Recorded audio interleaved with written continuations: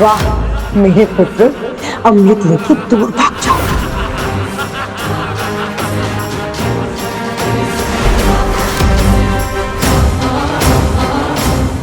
देवताओं, पीछा करो।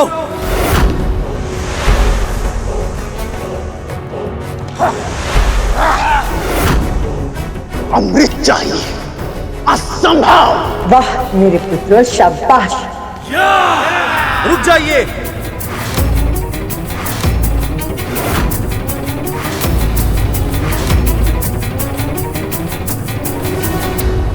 ये क्या किया आपने महाराज बलि? संधि के नियमों का उल्लंघन कर दिया। क्षमा करे धर्मंत्री देव, पर ये देवता भी तो सदैव हमारे साथ छल करते आए हैं।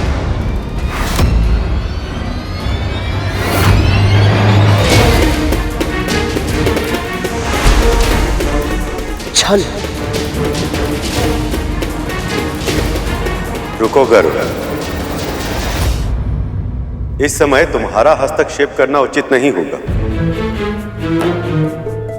प्रभु, असुरों ने संधि के नियम तोड़े। वो जानते थे केवल आप ही है जो अमृत का बंटवारा कर सकते थे, फिर भी जानबूझकर उन्होंने अमृत छीन लिया। हमें इन्हें रोकना ही होगा प्रभु।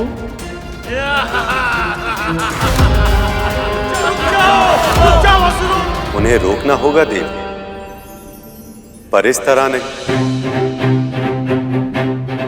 ये मंथन देवताओं और दानवों की संधि के कारण हुआ, इसलिए समस्या का समाधान भी देवताओं को स्वयं खोजना होगा। परंतु हां, यदि वे ऐसा करने में विफल हुए और उन्होंने मुझसे सहायता मांगी, तब मैं उनकी सहायता अवश्य करूंगा।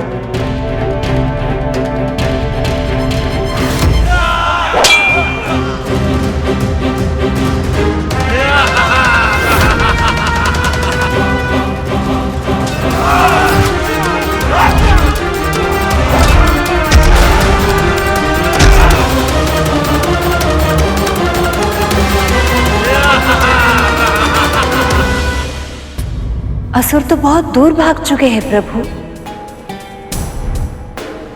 यदि इंद्रदेव के पहुंचने से पहले असुरों ने अमृत पी लिया तो?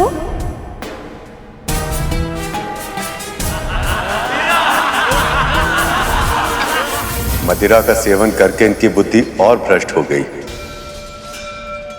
अमृत इनके हाथों में, फिर भी वो उसे पी नहीं रहे। इनकी दृष्टि में केवल देवताओं से अमृत छीनना और उन्हें अमृत से वंचित रखना ही महत्वपूर्ण है, पर अमृत का उपयोग अपने लिए करें,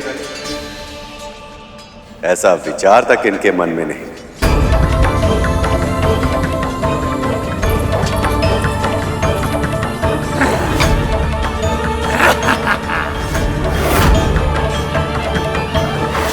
प्रभु, जैसे मूर्खता ये कर रहे हैं, उससे यही प्रतीत होता है कि अमृत नीचे गिर जाएगा। ना ही देवताओं को मिल पाएगा, ना ही असुरों को। ऐसे में कब तक हम चुपचाप ये अनर्थ सहते रहेंगे?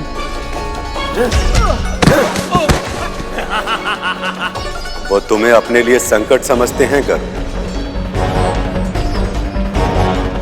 यदि तुम्हें देखते तुम्हारा सामना करने के लिए और उसके लिए अपनी क्षमता को बढ़ाने के लिए उन्होंने अमृत पी लिया, तो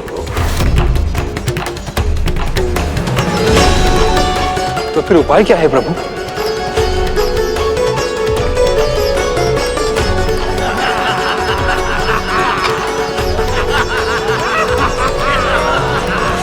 ये अमृत गिरा ना दे। उन तक मेरी आवाज नहीं पहुंचेगी। लगता है मुझे ही जाकर रोकना होगा।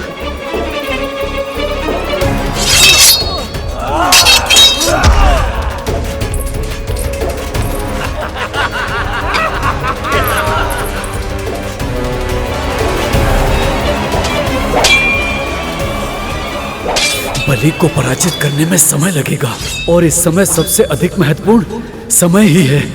हे नारायण, सहायता कीजिए प्रभु। यदि अमृत इन असुरों को मिल गया, देवताओं के साथ साथ धर्म का भी नाश हो जाएगा।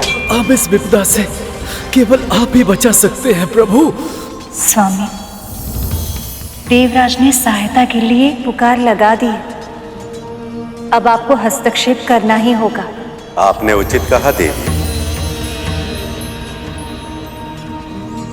पर इस तरह से कि बल का उपयोग किए बिना ये असुर स्वयं मुझे अमृत कलश दे दे। ये कैसे संभव है प्रभु? हाँ प्रभु, असुर अपनी इच्छा से आपको अमृत क्यों देंगे? इसका उपाय तो देवी लक्ष्मी पहले ही सुझा चुकी है। मदिरा के अतिरिक्त एक और ऐसी मादक वस्तु है जिसे देखते ही दानवों के साथ साथ देव भी अपना सुध-बुध खो जाते हैं। वो वस्तु है स्त्री की आंखें।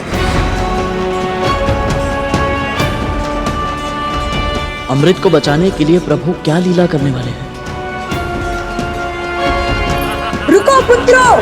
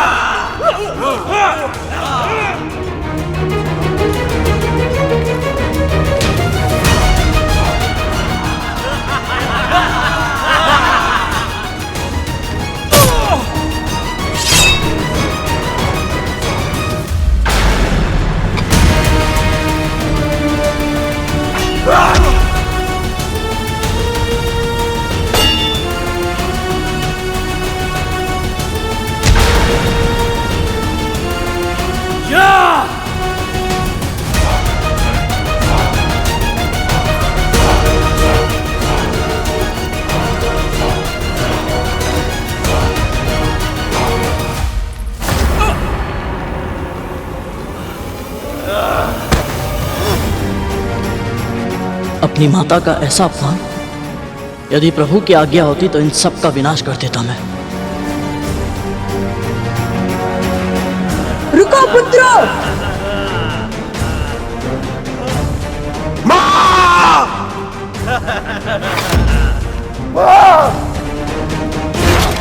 आप ठीक तो है?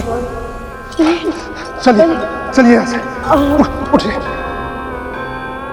चलिए आइए।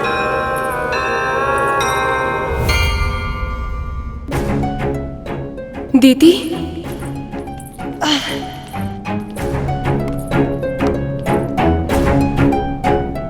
तुम ठीक तो हो? हे आदिशक्ति श्री माता ललिता, कृपया दर्शन दे। ओम श्री मात्रे नमः। ओम श्री मात्रे नमः। ओम श्री मात्रे नमः।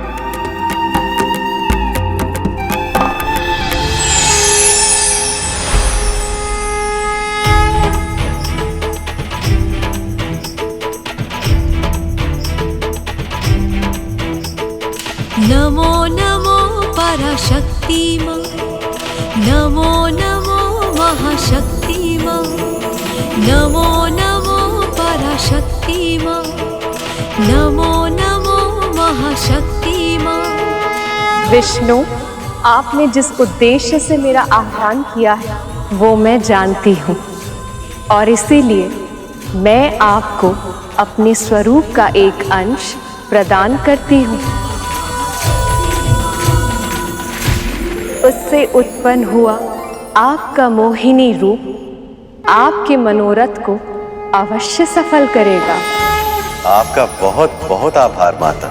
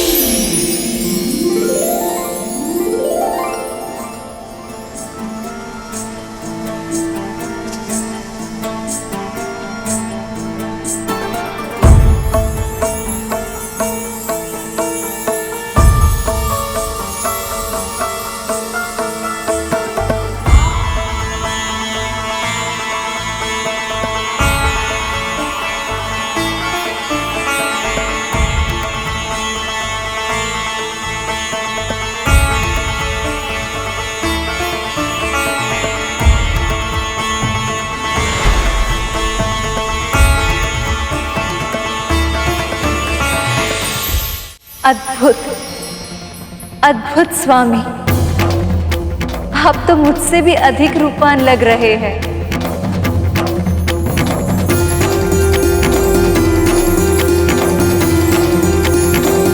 प्रभु,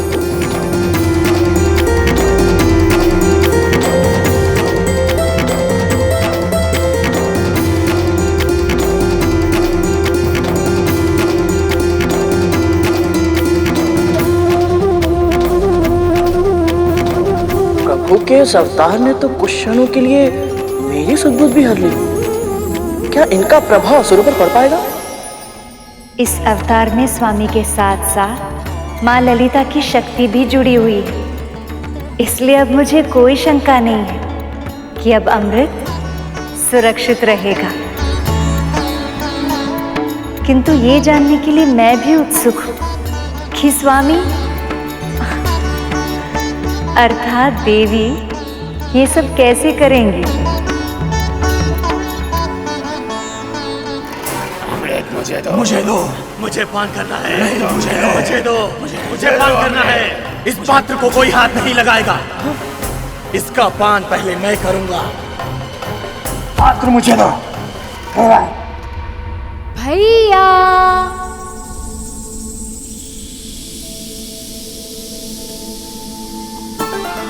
रोको उन्हें, दुष्टों, अमृत वापस दो। भैया भैया भैया भैया कहाँ हैं आप? मुझे भय लग रहा है।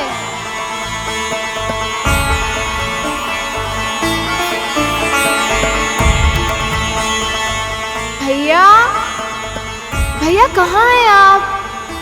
मुझे भय लग रहा है। इतना मधुर स्वर।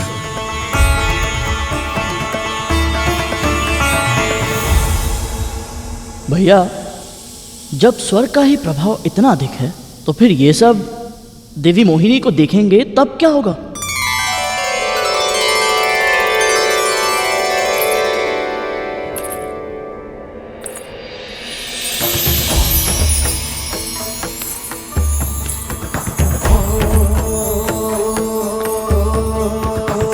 कुसुम कली है, खिली खिली है, सुंदर छैल छबीली, गौरांगी मधुर्य सजीली, कामिनी नारी नवेली, रंग रंगीले होठ रसीले, नैन बड़े कजरारे, एक झलक जो देखे कोई तन मन जीवन हारे। मोहिनी आई, मन को मोहने आई, मोहिनी आई, मन को मोहने आई, मोहिनी आई, मन को मोहने आई, मोहिनी आई, मन को मोहने आई।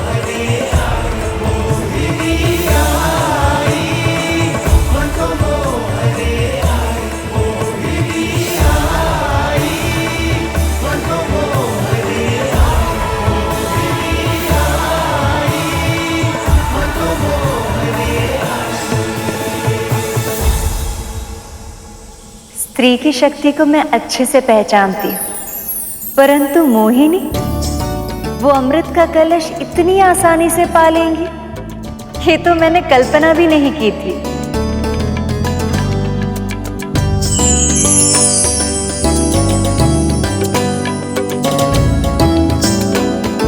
प्रणाम मामी श्री। सखी, आप सब यहाँ? जैसे ही ज्ञात हुआ कि मामा श्री इतनी अद्भुत लीला कर रहे हैं, हमसे रुका ही नहीं गया और हम चले आए यहाँ आपके साथ इस अनोखी लीला का साक्षी बनने। मामा जी का ये अवतार तो किसी शीला को भी अपनी ओर आकर्षित कर ले। अद्भुत है देवी मोहिनी, अद्भुत है।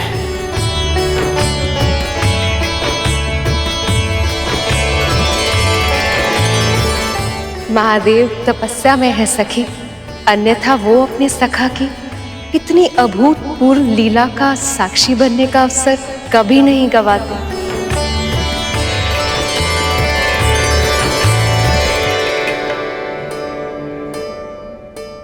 अरे अरे संभाल के, अभी ये कलश फूट जाता तो।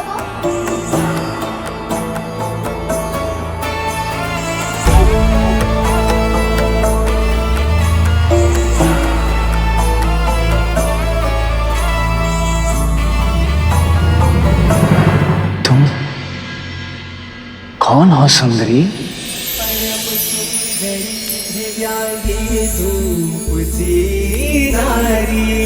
चंचला दिव्य अप्सरा मुस्कुराती रूप सी नारी, शोभनीय सुमुख रंगीली प्रिय दर्शन मुख प्यारा, एक बार जो देखे मुखड़ा वह भूले सुध बुध सारा, रंग रंगीले होठ रसीले रे बड़े गजरारे, एक झलक जो दिखे तुझको तन मन जीवन हारे, मोहिनी आई मन को मोहने आई, मोहिनी आई मन को मोहने आई, मोहिनी आई मन को मोहने आई, मोहिनी आई मन को मोहने। मैं? मेरा नाम मोहिनी। मोहिनी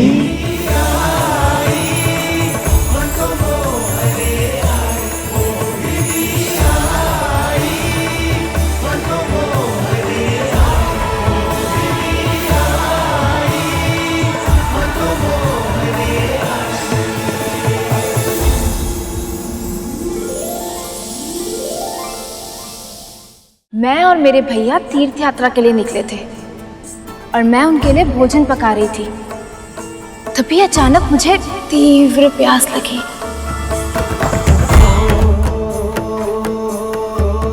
फिर भैया ने कहा कि वो मेरे लिए शीघ्र ही जल लेकर आएंगे, किंतु देखिए ना, वो अभी तक नहीं आए।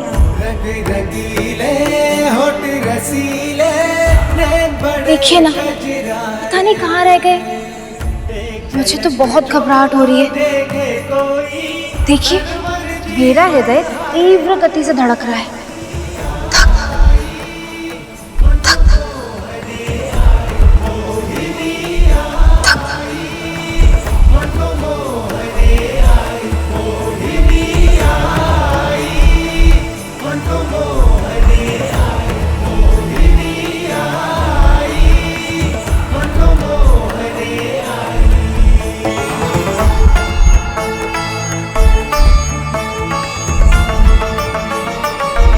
देवी मोहिनी के मनमोहक स्वरूप को देखकर असुरों को मोहित तो होना ही था, परंतु देवता भी इतने शीघ्र अपनी सुदबुद्ध खो देंगे ये मैंने सोचा ही नहीं था। हमने स्वयं प्रभु को मोहिनी स्वरूप धारण करते हुए देखा था, फिर भी हम उनकी सुंदरता में खोकर सम्मोहित हो गए। तो फिर गरुड़, ये देवता तो जानते भी नहीं है कि जो स्त्री इनके दृष्टि के सामने है उसका निर्माण स्वयं परम प्रभु विष्णु और मां ललिता के अंश से हुआ है। ऐसे में इनका सब कुछ भूल जाना और देवी के रूप में सम्मोहित हो जाना स्वाभाविक ही है। और प्रभु भी तो चतुर है। वो जानते हैं विपदा से घिरी स्त्री को देखकर देवगण अपनी आंखें नहीं फेर सकते। तभी तो कैसे अबला नारी होने का स्वांग रच रहे हैं। लगता है इन्हें बहुत आनंद आ रहा है।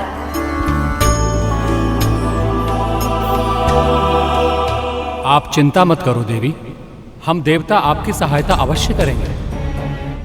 हम ढूंढ कर लाएंगे तुम्हारे भाई को।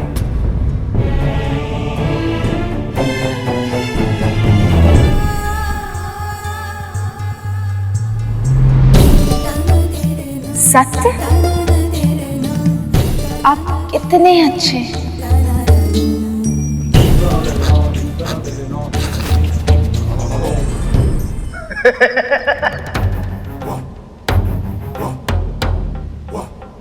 ये करेंगे सहायता आपकी, जो स्वयं सहायता की भिक्षा मांगते फिरते हैं।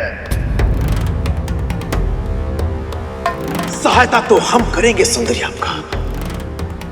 ये देखिए कितने बलशाली है हम।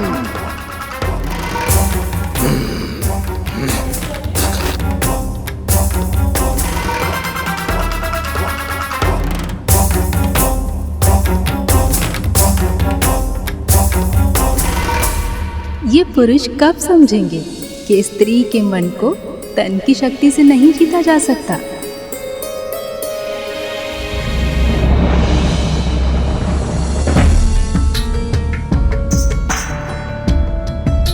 इस पे तो मैंने ध्यान ही नहीं दिया।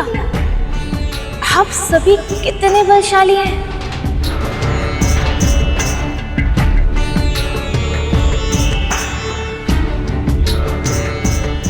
केवल तन की शक्ति है इनके पास, ना तो मन में संयम और ना ही मस्तिष्क में बुद्धि। हमने इन्हें एक बार नहीं अनेकों बार अपनी चतुराई से पराजित किया है। आप सत्य कह रहे हैं देवराज?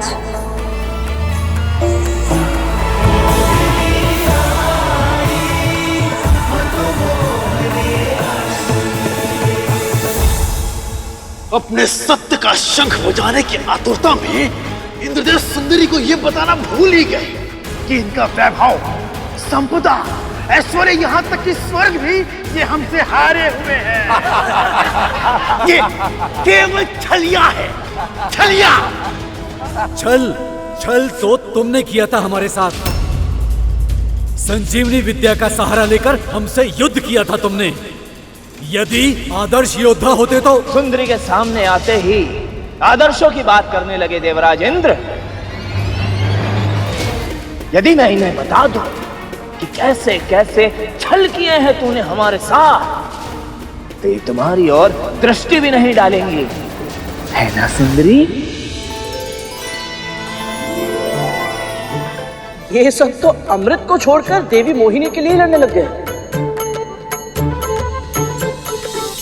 अच्छा, तो देवी सामने है, इसलिए हम पर झूठा लांछन लगाना चाहते हो। पर सच तो ये है कि हमने कभी कोई छल किया ही नहीं तुम असुरों के साथ, और जो हुआ है वो तुम्हारे अपने कर्मों का ही परिणाम था।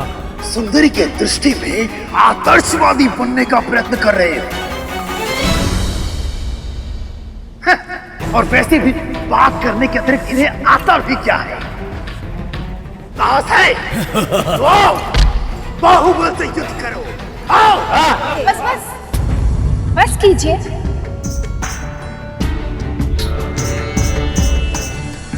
आप सभी यदि आपस में युद्ध करेंगे तो मुझे और अधिक भय लगेगा और फिर मुझे यहाँ से जाना होगा।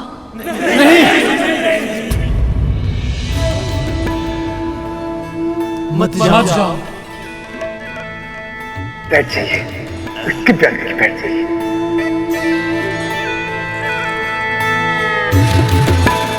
ठीक है, मैं नहीं जाती। तो वचन दीजिए कि आप सब आपस में नहीं लड़ेंगे।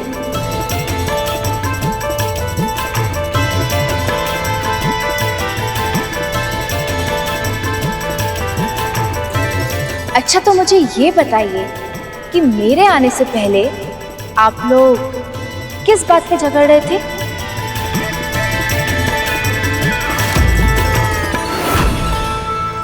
ये अमृत कलश है देवी, और इस पर केवल हमारा अधिकार है। इनका अधिकार केवल झूठ बोलने पे है। कलश अमृत पर हमारा अधिकार है। हम असुरों का अधिकार, हमारा अधिकार है, हमारा अधिकार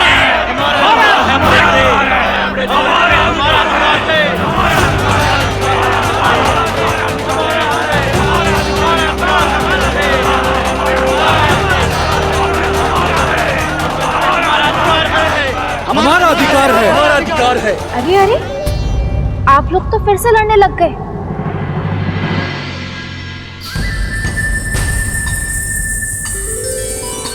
देखिए, इस कलश में जो भी है आप सभी के लिए पर्याप्त है।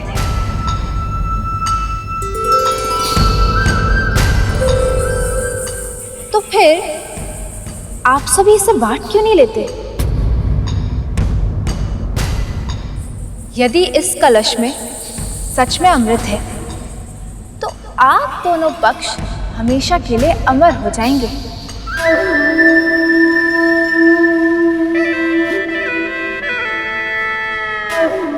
फिर कोई किसी पे आक्रमण भी नहीं करेगा, क्योंकि जब मृत्यु ही नहीं होगी तो युद्ध का लाभ ही क्या, है ना?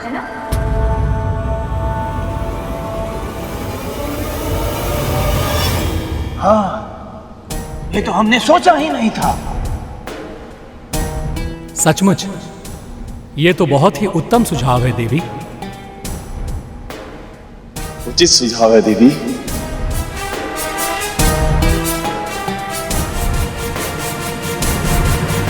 पर ये बंटवारा करेगा कौन? अरे देवता ही नहीं, हम तो स्वयं विष्णु पर भी विश्वास नहीं करते, क्योंकि ये देवता विष्णु के प्रिय है, और इसलिए ये विष्णु सदैव से ही हम असुरों के साथ पक्षपात करता आया है। हाँ, जगत स्वामी के लिए इनके मन में कितने गलत विचार हैं, जो हर कण कण में समाया है। वो किसी से क्या भेदभाव करेगा? ये तो असुरों के कर्मों के फल है, अन्यथा वो भी इस अमृत के समान अधिकारी होते।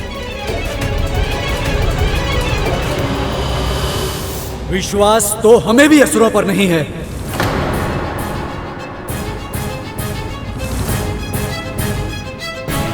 परंतु दोनों ही पक्ष एक दूसरे पर तनिक भी विश्वास नहीं करते, तो फिर ऐसे में अमृत का बंटवारा कैसे होगा मां? यदि आप सभी को मुझ पर विश्वास है तो इस अमृत का बंटवारा मैं आप लोगों के लिए कर सकती हूँ, और बदले में आप सभी मुझे मेरे भाई से मिलवा दीजिए।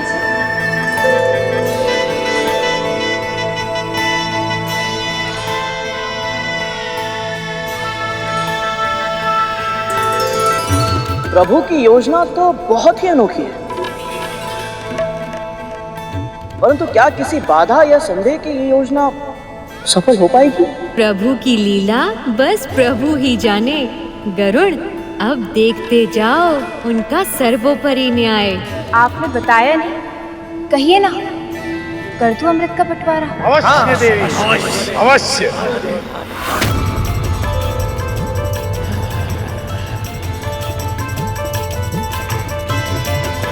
और आप देवता कर, कहिए ना, कर दूं अमृत का बंटवारा?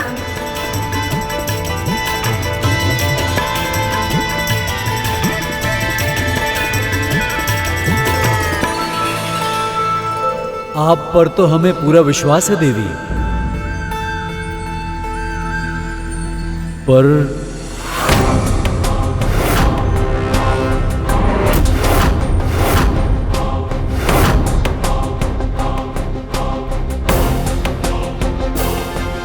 देवराज इंद्र और अन्य देवताओं का स्वभाव असुरों के समान नहीं है। इन्हें देवी मोहिनी से मोह अवश्य है, परंतु अमृत का आकर्षण भी है। ये कभी नहीं चाहेंगे कि अमृत का बंटवारा हो, और वो भी असुरों के साथ। यदि इन्होंने देवी मोहिनी को मना कर दिया तो प्रभु की सारी योजना ही असफल हो जाएगी ना। गरुड़, शेष, चिंता मत करो। देवी मोहिनी के इस मनमोहक रूप में प्रभु के साथ साथ मां ललिता का अंश भी सम्मिलित है।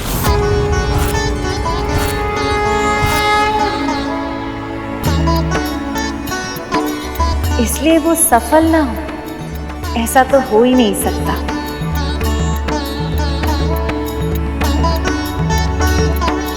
पर क्या आपको मुझ पर विश्वास नहीं है?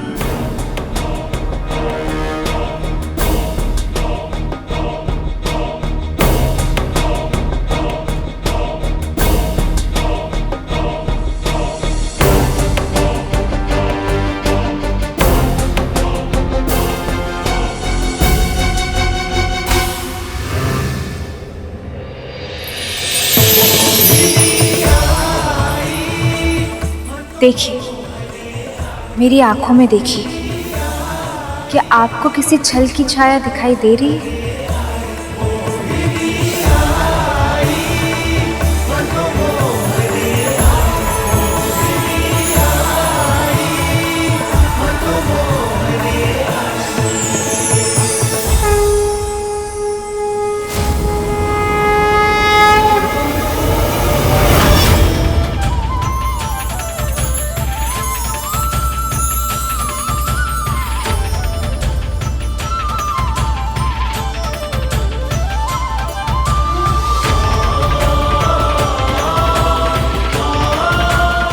प्रभु,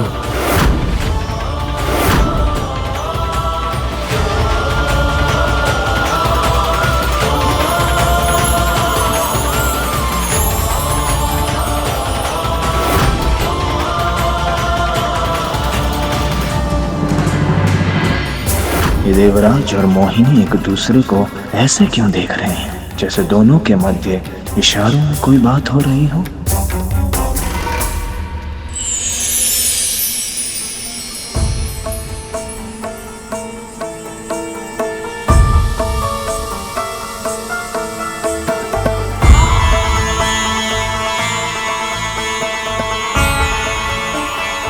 प्रभु के बाद तो आप पर ही भरोसा है देवी मोहिनी।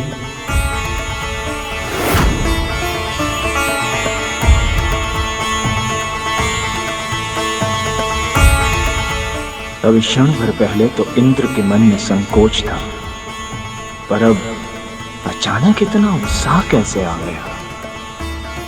तो चलिए देवताओं से आरंभ करते हैं। परंतु सुंदरी, ये अमृत कलश पहले हमें मिला था, इसलिए अमृत भी पहले हमें ही मिलना चाहिए।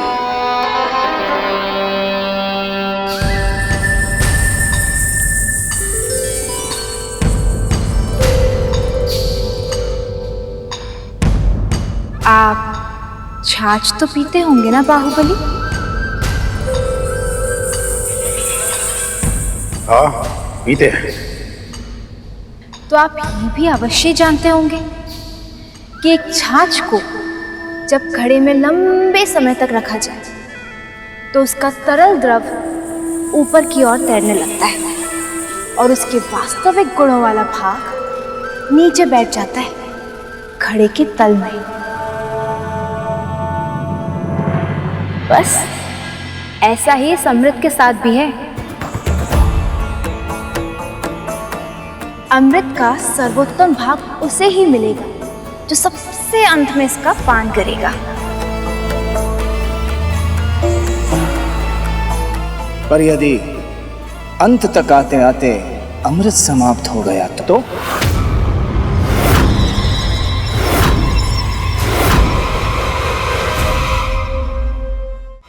नहीं सुंदरी, अमृत का वितरण तो हम असुरों से ही आरंभ करना होगा आपको।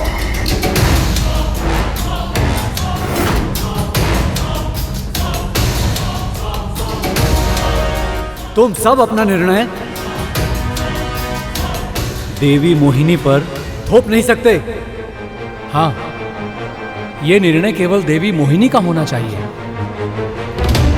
इसमें हस्तक्षेप करने का किसी का अधिकार नहीं। हस्तक्षेप नहीं अग्नि, सुझाव है ये, सुझाव। सुझाव भी नहीं, अधिकार है हमारा।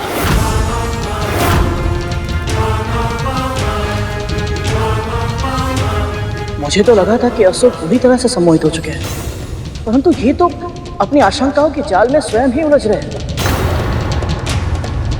साथ ही साथ प्रभु को भी उलझा रहे हैं। माँ, ऐसे में देवी मोहिनी के लिए देवताओं को अमृत बांटना सरल नहीं होगा। और ये राहु, ये तो सबसे बड़ा धूर्त है। ऐसे में प्रभु क्या करेंगे माँ? असुर जिस असुरी शक्ति पर गर्व करते हैं, उसका सबसे बड़ा तत्व क्रोध है। और क्रोध किसी भी प्राणी के सोचने की और समझने की शक्ति को समाप्त कर देती है। मैं प्रभु के मन को जानती हूँ। वह असुरों के विरुद्ध उनके सबसे बड़े अवगुण क्रोध का प्रयोग करेंगे। तुम देवता हमारे विरुद्ध सुंदरी को भड़का रहे हो, और तुम असुर देवी मोहिनी के भोलेपन का लाभ उठा रहे हो। हमारा अधिकार है।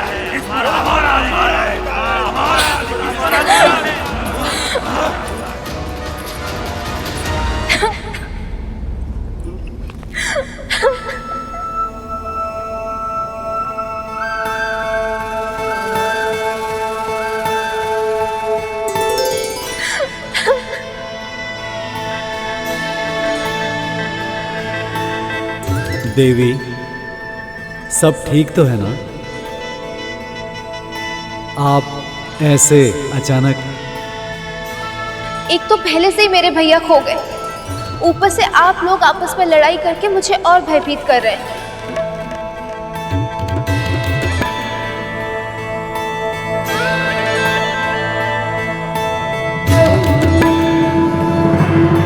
भैया विष्णु ने हम स्त्रियों के इस लक्षण को कुछ अधिक ही अच्छी तरह समझ लिया, वो भी इतनी शीघ्र। ये तो आपके लिए समस्या हो गई सखी। अब रोना, रूठना, मनाना और भी कठिन हो जाएगा।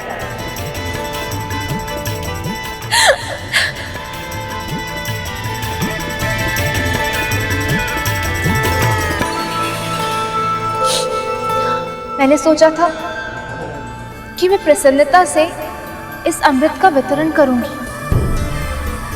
और आप लोग शांति पूर्वक इसे ग्रहण करेंगे। आपका भी कार्य हो जाएगा और मेरा ध्यान भी बढ़ जाएगा। किंतु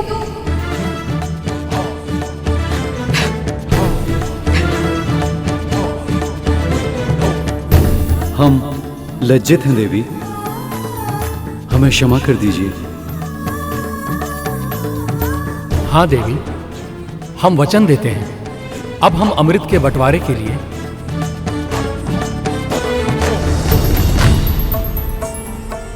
असुरों से झगड़ा नहीं करेंगे।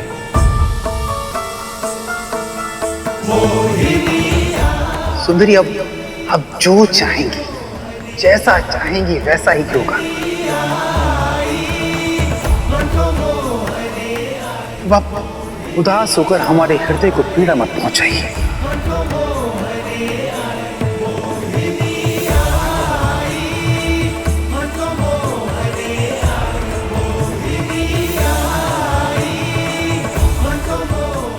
सत्य क्या है और असत्य क्या, देवता का मोह क्या और असुरों की माया क्या, मुझे सब ज्ञात है। किंतु संसार के संतुलन के लिए असुरों को अमृत मिलेगा या नहीं, वो आगे उनके कर्म निर्धारित करेंगे।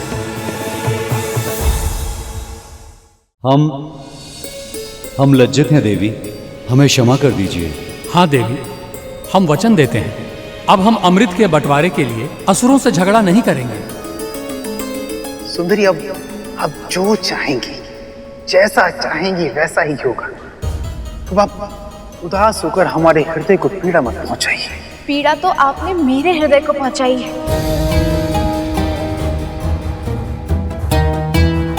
मैंने पहले ही कहा था कि आप लोग लड़ाई नहीं करेंगे, किंतु आप में से किसी ने नहीं सुना। चलिए क्षमा मांगिए, कान पकड़ के उठक बैठक करिए।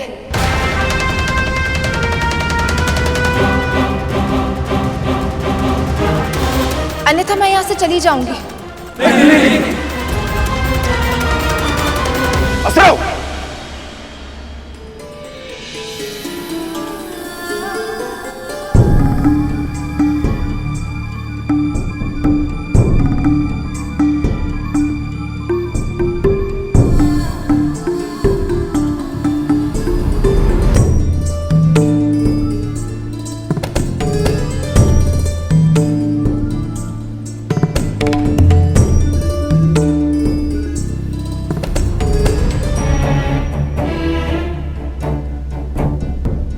आप भी कीजिए।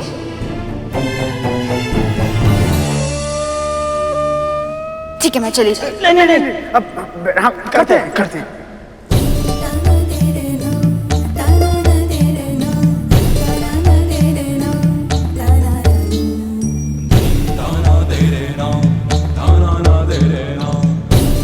प्रभु ने सही कहा था कि मदिरा के अतिरिक्त एकमात्र स्त्री के नयन ही है जो असुरों से तो क्या देवताओं से भी कुछ भी करा सकते हैं।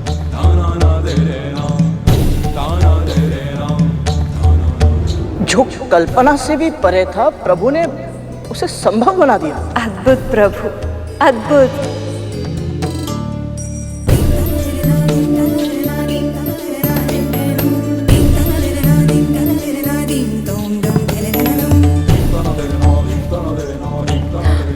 बस इतना दंड पर्याप्त है। तो चलिए एक खेल खेलते हैं। आप सभी असुर एक पंक्ति में आ जाइए और आप देवता दूसरी पंक्ति में। मैं आप सभी से एक एक करके प्रश्न पूछूंगी। जो उसका सही सही उत्तर देगा उसको सबसे पहले अमृत मिल जाएगा। कहिए, स्वीकार है? स्वीकार है देवी।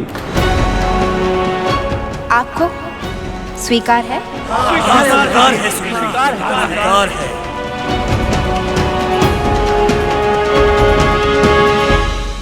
वाह भैया विष्णु, क्या योजना बनाई है आपने। अब तो चाहकर भी असुर ये नहीं कह पाएंगे कि उनके साथ पक्षपात किया जा रहा है। मैं तो ये जानने के लिए उत्साहित हूँ सखी कि कैसी होंगी प्रभु की पहेलियां। आनंद की वर्षा करने वाली होंगी माँ, क्योंकि अब उन पहेलियों के कारण प्रभु ने अमृत के आनंद को 2 गुना और बढ़ा दिया है। एक ओर देवताओं को जीवन का अमृत प्राप्त होगा और दूसरी ओर हम सभी को इन पहेलियों के रूप में ज्ञान का अमृत प्राप्त होगा।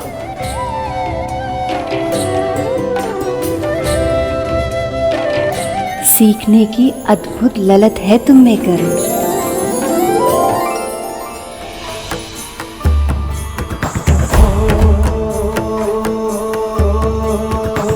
कुसुम कली है, खिली खिली है, सुंदर छैल छबीली, गौरांगी मधुर सजीली, कामिनी नारी नवेली, रंग रंगीले होठ रसीले, नैन बड़े कजरारे, एक झलक जो देखे कोई तन मन जीवन हारे। मोहिनी आई मन को मोहने आई, मोहिनी आई मन को मोहने आई, मोहिनी आई मन को मोहने आई, मोहिनी आई मन को मोहने आई, मोहिनी आई।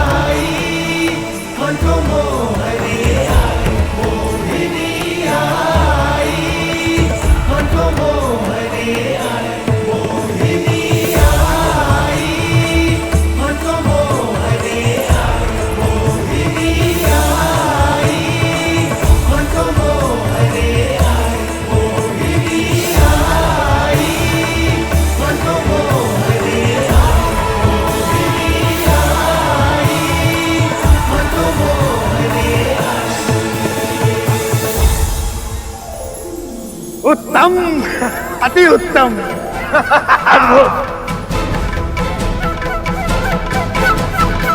जो उत्तर बताए वो पुरस्कार पाए, जो अमृत पिए वो अमर हो जाए। पर उससे पहले पूछो तो मेरा प्रश्न। बोलो बोलो बोलो, पृथ्वी से भारी है क्या?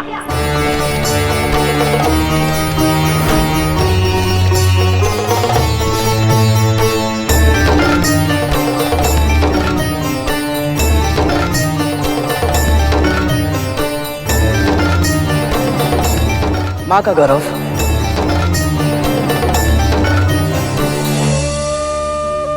पृथ्वी से भारी केवल एक ही वस्तु है, मां का गौरव।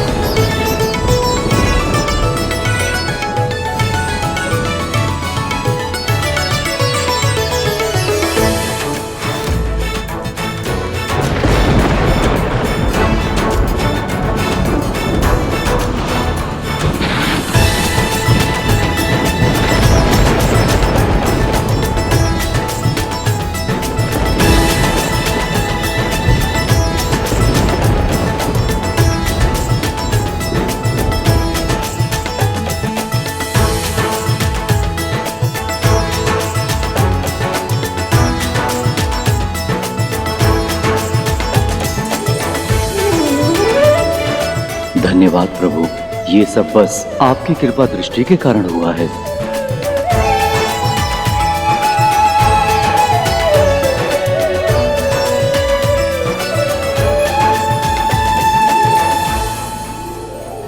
सबसे ऊंचा है आकाश, पर बोलो आकाश से ऊंचा क्या?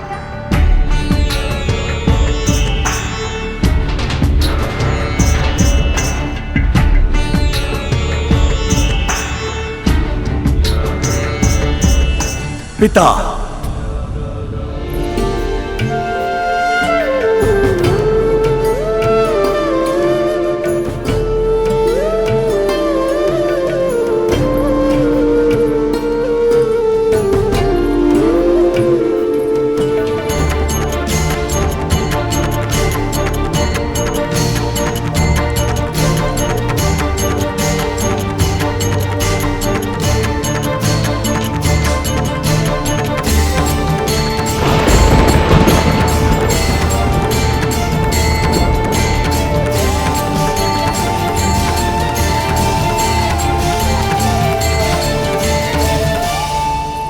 सबसे अधिक गति है वायु की, तो बोलो वायु से भी अधिक तीव्र गति से चलता क्या?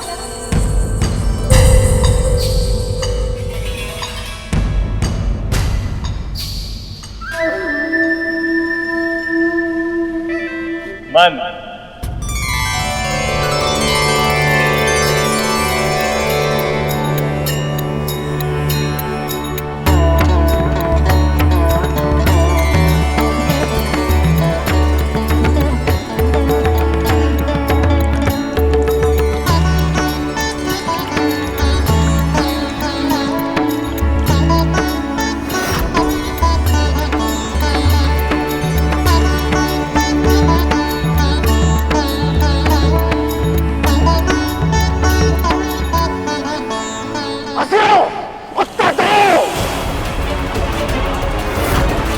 यह संभव है कि देवता सारा अमृत पान कर लेगी। हम असुरों को कुछ करना होगा। तीनों लोकों में गिन सके ना कोई जिनको ऐसे असंख्य तिनके, तो बोलो तिनको से अधिक क्या?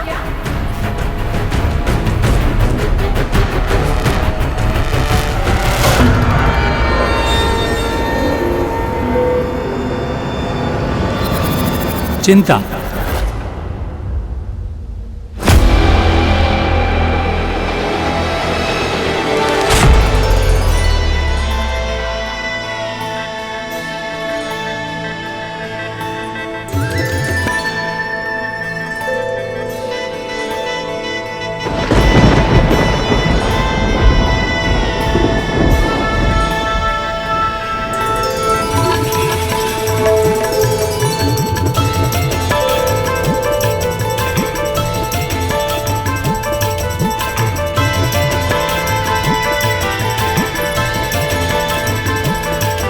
जीवन के लिए सबसे प्रमुख है धर्म, पर बोलो धर्म के लिए सबसे प्रमुख है क्या? दक्षता।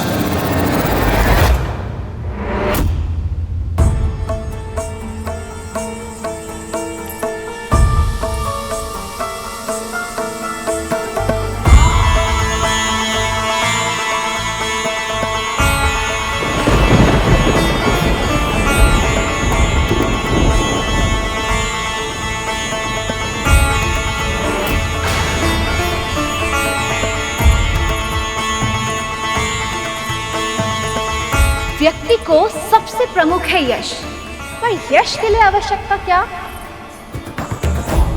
दान।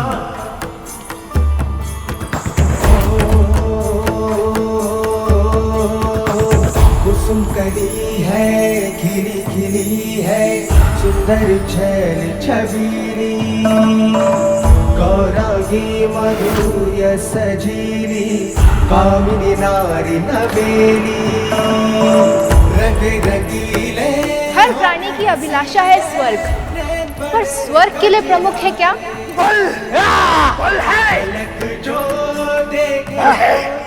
सत्य।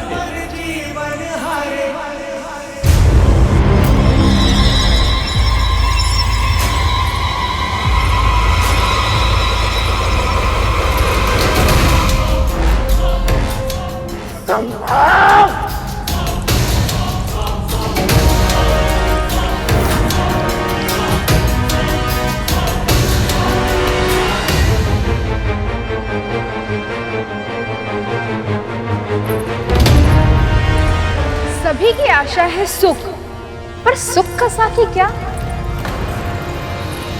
शील।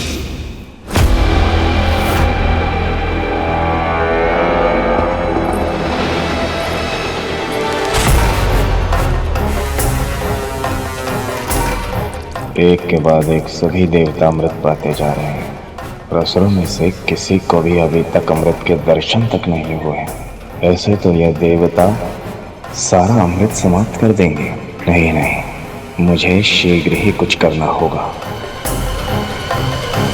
परम सुंदरी दिव्यांगी धूप सी नारी, चंचला दिव्य अप्सरा मुस्कुराती, दिव्य अप्सरा मुस्कुराती, रूप सी अब कोई मुझे पहचान नहीं पाएगा। इस देवता के स्वरूप में मैं अमृत प्राप्त कर लूंगा।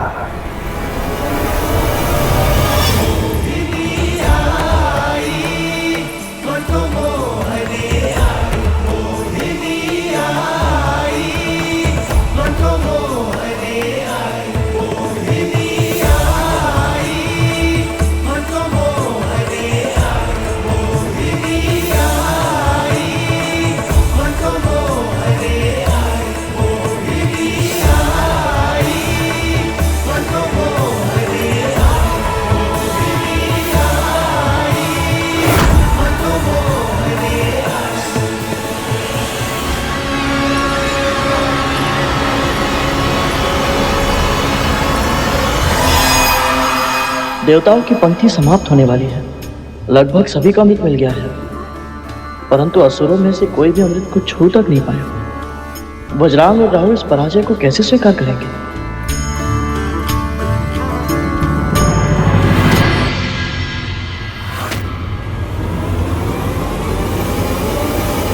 राहु कहाँ है?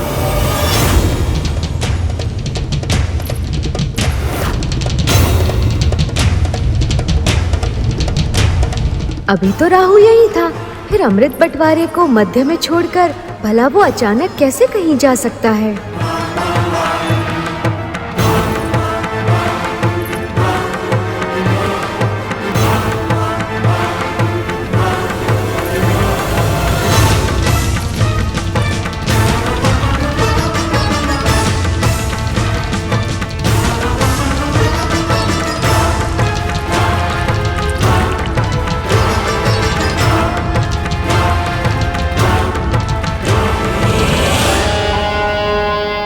जब कोई देवता प्रश्न का सही उत्तर देगा तो मैं अवसर देखकर अमृत पान कर लूंगा।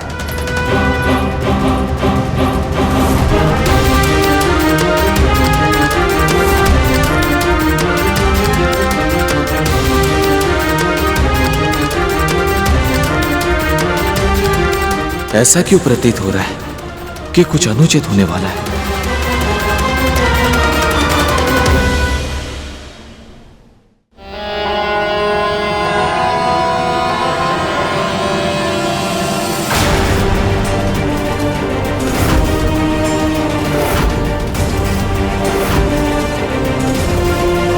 राहु राहु क्यों नहीं है यहां?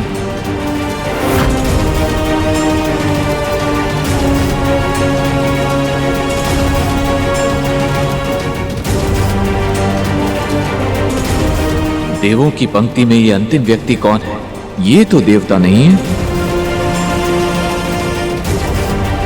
चंद्रदेव कौन है वो?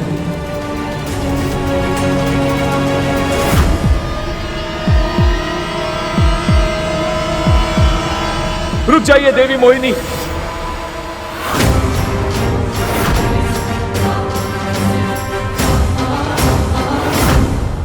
देव नहीं है ये।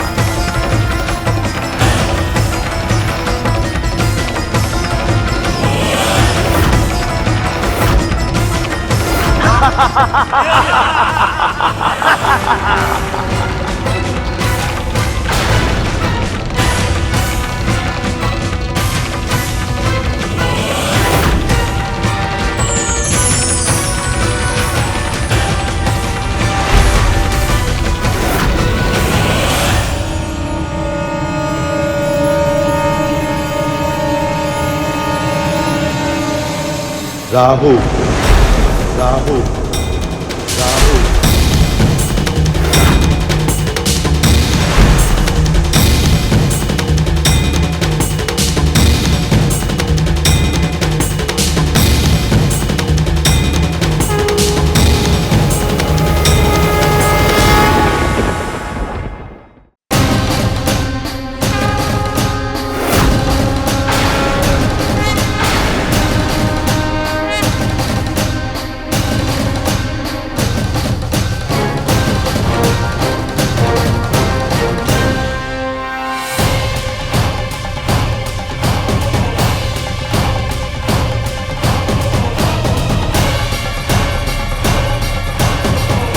इतना छल हुआ हमारे साथ। इसका अर्थ देवी मोहिनी विष्णु है। तुमने दुष्टता की सारी सीमाएं पार कर दी हैं राहु। अब तुम्हें दंड मिलेगा।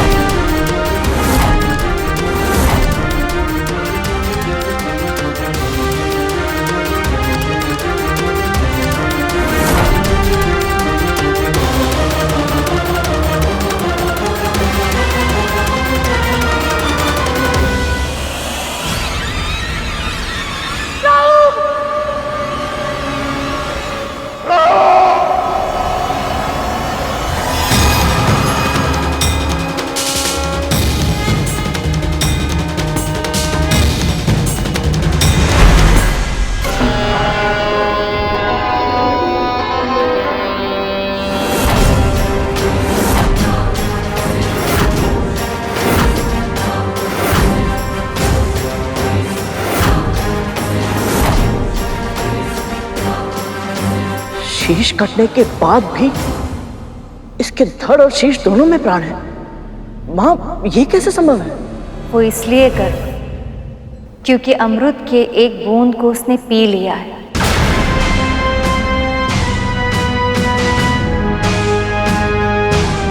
अब इसकी मृत्यु कभी नहीं होगी,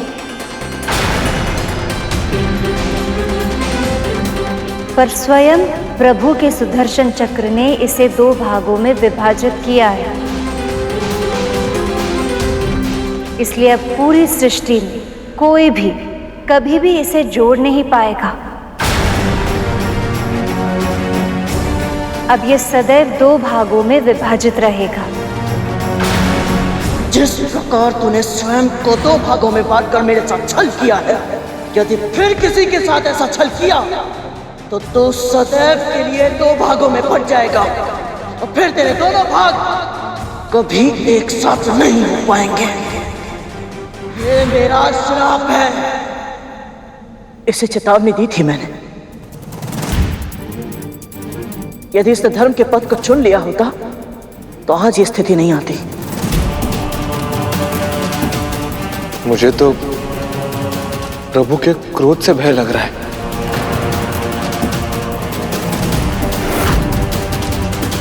छल, फिर से छल किया है तूने विष्णु मेरे साथ। मेरा शीश काटकर तूने यह सिद्ध कर दिया है कि हम असुरों के साथ तू कभी न्याय कर ही नहीं सकता।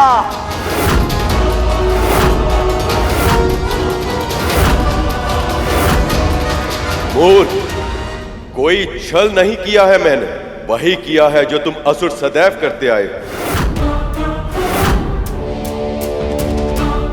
उत्तर दो, देवताओं को कैसे पराजित किया था तुमने? शारीरिक बल से, युद्ध क्षमता से, या फिर छल से? गुरु शुक्राचार्य की तपस्या की शक्ति से, संजीवनी विद्या की सहायता से? क्या वो युद्ध धर्म था? क्या वो किसी योद्धा के लिए आदर्श व्यवहार था? फिर स्वर्ग पर अधिकार पाकर भी तुम्हें संतोष नहीं मिला। पराजित देवताओं को सताने का हर संभव प्रयास करते रहे तुम।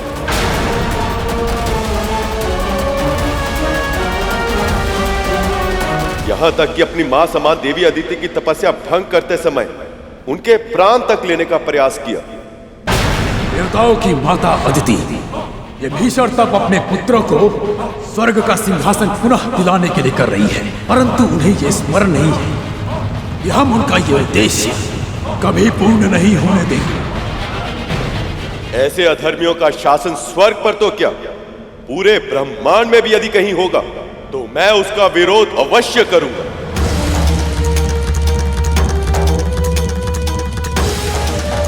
संधि के नियमों के अनुसार देवताओं और असुरों को दोनों को एक साथ मिलकर क्षीर सागर का मंथन करना था, किंतु जब देवता मेरे विवाह में व्यस्त थे तब असुरों ने संधि के नियमों को तोड़कर अमृत को चुराने का षड्यंत्र रचा। इससे पहले कि देवताओं की दृष्टि उस अमृत पर पड़े, हम उसे चुरा लें। रक्षा कीजिए महाराज, रक्षा कीजिए। धनवंतरी के साथ छल करके कलश छीन लिया और अपनी बारी आने की प्रतीक्षा करने के स्थान पर देवताओं के वेश में आकर अमृत को पाना चाहा।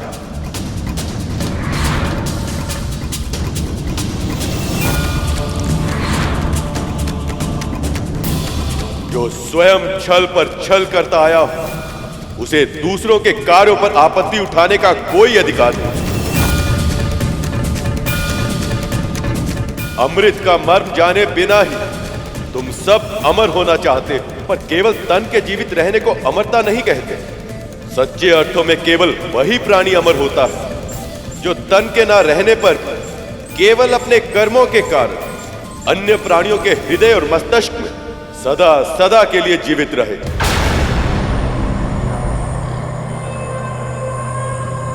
तुम्हें लगता है कि मैं देवताओं का पक्ष लेता हूं, पर जड़ बुद्धि, मैं देवताओं का नहीं देववत का पक्ष लेता हूं। जानते हो क्या है देववत? धर्म और सत्य के मार्ग पर चलना, मन में दया का व्यवहार रखना, दूसरों के साथ परोपकार करना और अपनी शक्ति सामर्थ्य का उपयोग संसार के कल्याण के लिए करना।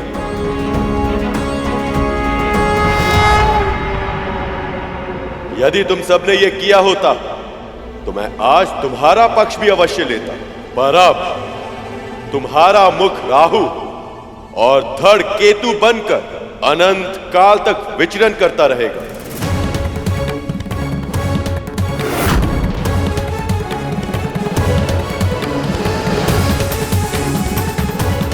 ताकि आने वाले समय में संसार को यह स्मरण रहे कि देववत के बिना अमृत को प्राप्त नहीं किया जा सकता।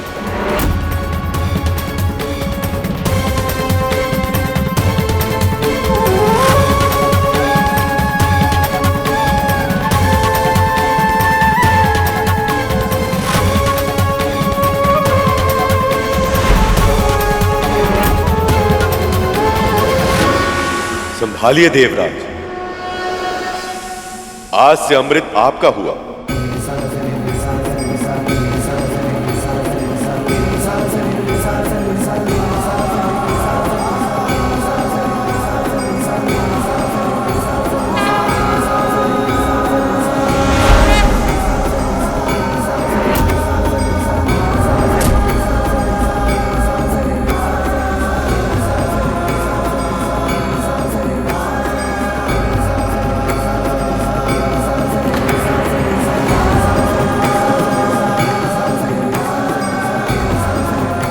हे नारायण, आपने मेरे पुत्रों को अपना आशीर्वाद दिया, उनकी रक्षा की और उन्हें सामर्थ्यवान भी बना दिया, उन्हें अमर बना दिया आपने। आपका बहुत बहुत आभार प्रभु। मेरी अनुपस्थिति का अनुचित लाभ उठाए देवताओं ने और नारायण ने भी इनका साथ दिया, पर मैं इतनी सरलता से पराजय स्वीकार नहीं करूंगा।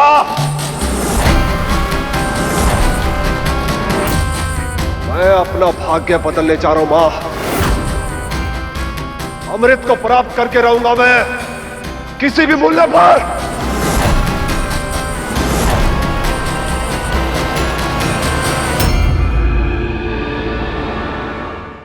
जिस क्षण की कल्पना खुली आंखों से स्वप्न देखने पर विवश कर देती थी, आज वो क्षण सत्य हो गया है। हमें अमृत मिल गया है। और ये सब केवल आपके कारण संभव हुआ है प्रभु।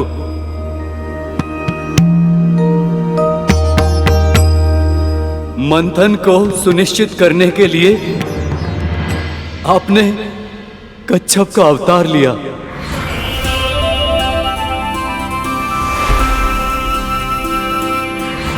धर्म की रक्षा करने के लिए देवी मोहिनी का अवतार लिया।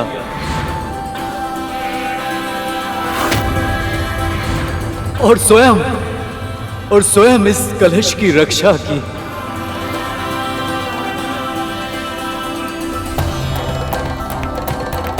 और हमें अमृत का पान कराया। आप धन्य हैं नारायण, आपका कोटि कोटि आभार।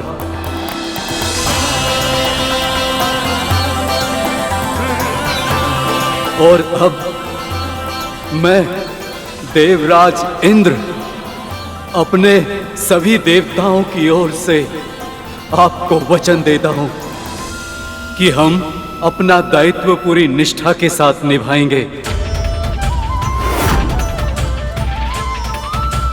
और समाज के कल्याण के लिए अपने जीवन को समर्पित कर देंगे। आप सबसे यही अपेक्षा है, आप अपने निश्चय में सफल रहे, आपका कल्याण हो।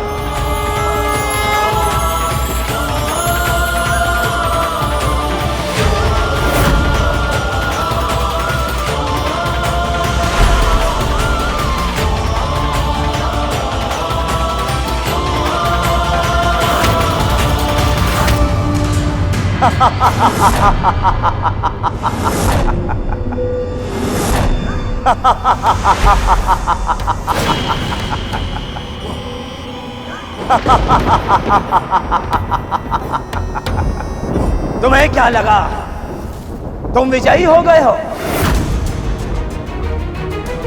पर ये तो बस एक झड़प थी।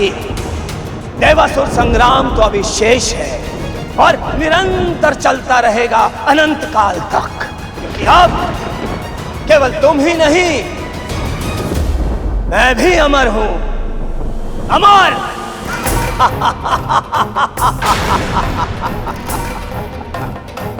अब मैं तुम सबको सदैव ही भयभीत करता रहूंगा।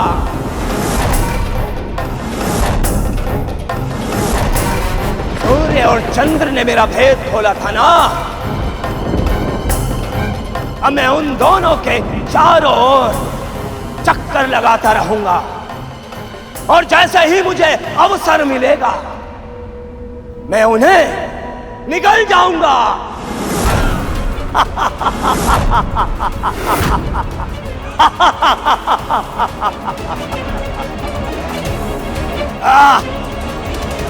कितना दुष्ट है ये राहु। स्वयं परम पिता श्री नारायण से दंड मिला, फिर भी अपने कर्मों को सुधारने का विचार तक नहीं आया इसके मन में।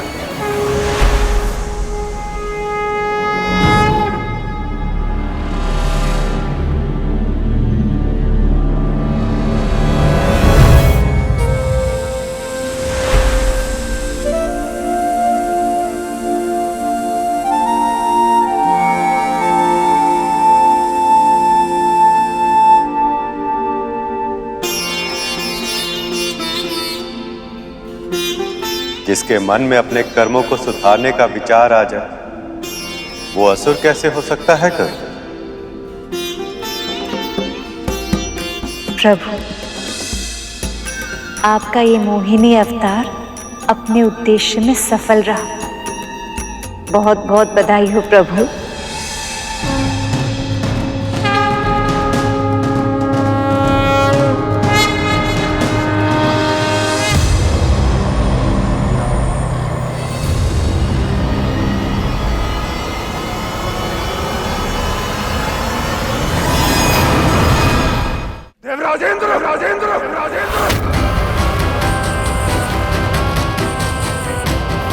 मेरी अनुपस्थिति में अमृत को पाकर स्वयं को चतुर समझ रहे हो? साहस है तो मुझसे युद्ध करो।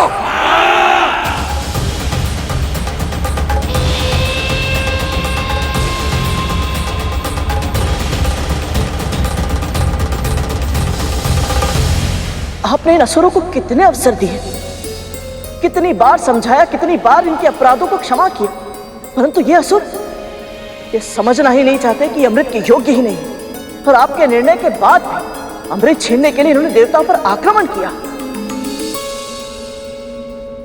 प्रभु मुझे आज्ञा दीजिए, मैं इस युद्ध में भाग लेकर अमृत की रक्षा करना चाहता हूं, और आपके निर्णय के अपमान का परिणाम इन असुरों को भोगना ही होगा। आज्ञा दीजिए प्रभु। अमृत की एक भी बूंद ऐसे किसी भी प्राणी को नहीं मिलनी चाहिए जो इसके योग्य ना हो। जाओ कर, धर्म युद्ध तुम्हें पुकार रहा।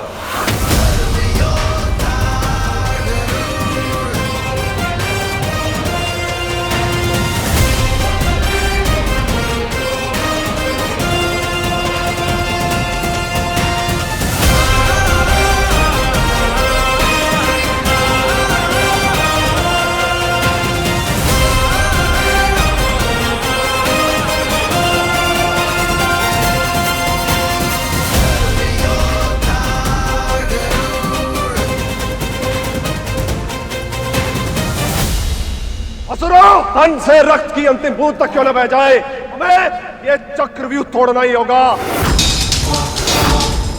अमृत को किसी भी मूल्य पर पाने का प्रयास करो। आसुरी शक्ति की, आसुरी शक्ति की। प्राणों की परवाह नहीं है देवताओं, अब हम अमृत पी चुके हैं। अब इसकी रक्षा करना हमारा कर्तव्य है, चाहे जो हो जाए। ये सुरक्षा कवच टूटना नहीं चाहिए। आक्रमण!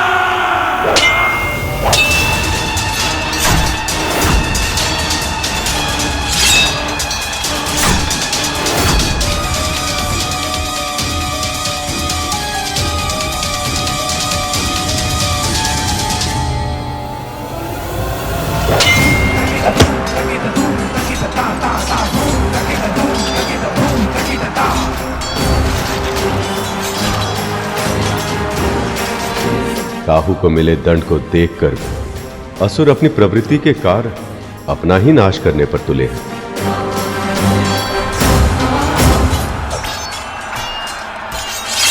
जयंत, मेरे पुत्र।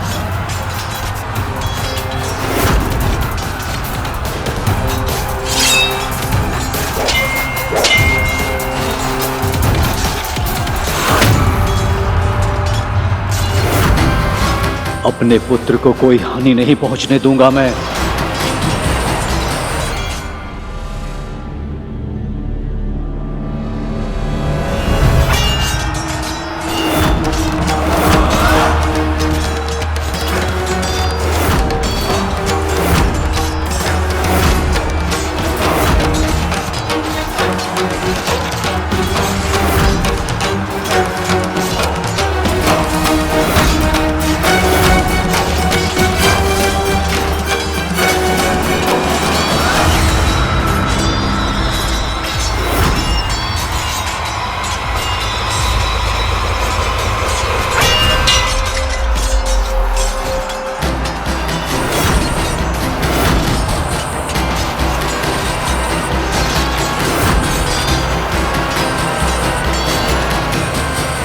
इंद्रपुत्र जयंत अभी भी बालक है प्रभु। एक बालक पर वार करके बलि ने युद्ध के नियमों का उल्लंघन किया है। प्रभु, अब देवराज इंद्र क्या करेंगे? अपने पुत्र की रक्षा या अमृत की?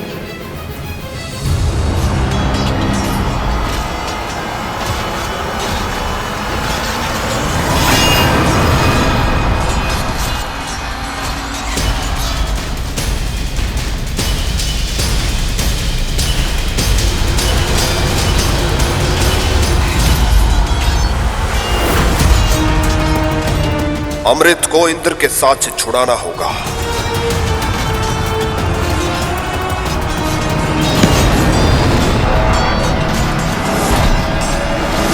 यदि अमृत गिर गया तो अनर्थ हो जाएगा।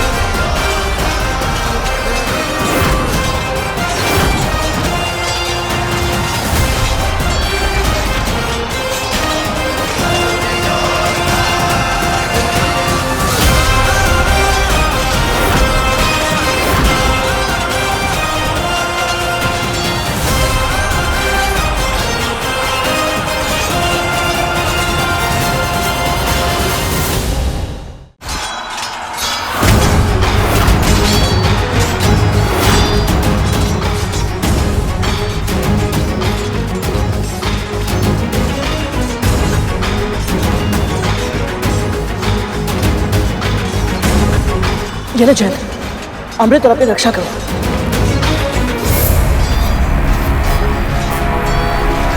अमृत कलश अपने हाथों में लेने के बाद भी गरुड़ के मन में इसे पीने का विचार नहीं आया।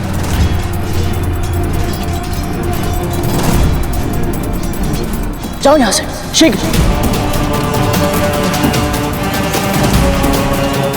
गरुड़, जयंत के साथ जाओ और अमृत को स्वर्ग तक पहुंचाने में उसकी सहायता करो। जाओ। देवराज, आप सच में चाहते हैं कि मैं अमृत लेकर जयंत के साथ जाऊं? हाँ गरुड़, जयंत अभी छोटा है और उसे तुम्हारी सहायता की आवश्यकता होगी और मुझे तुम पर पूरा विश्वास है। अब परीक्षा होगी गरुड़ के व्यक्तित्व की। क्या इस विश्वास का सम्मान कर पाएगा या अमृत के लालच में अमृत का पान कर लेगा? अब शीघ्रता करो और जाओ यहाँ से, जाओ। जो आज्ञा। चलो जयंत।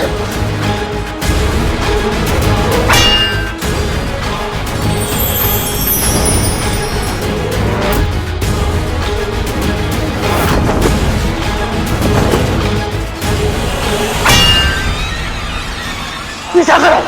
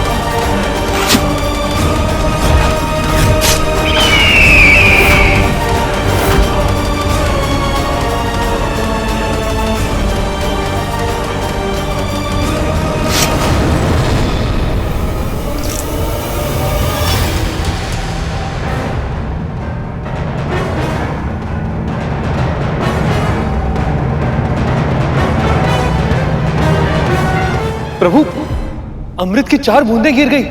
यह भी विधाता की योजना का भाग है शेष। भारत खंड के 4 नगर हरिद्वार, प्रयाग, उज्जैन और नासिक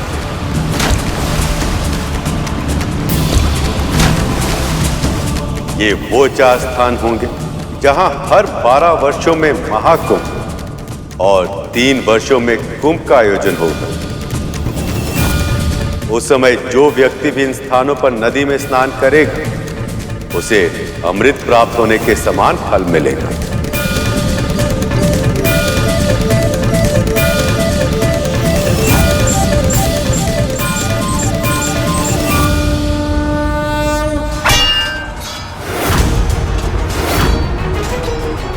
बस बहुत हो चुका। अब इस युद्ध को समाप्त करना ही होगा। वज्र का प्रयोग अब करना ही होगा मुझे।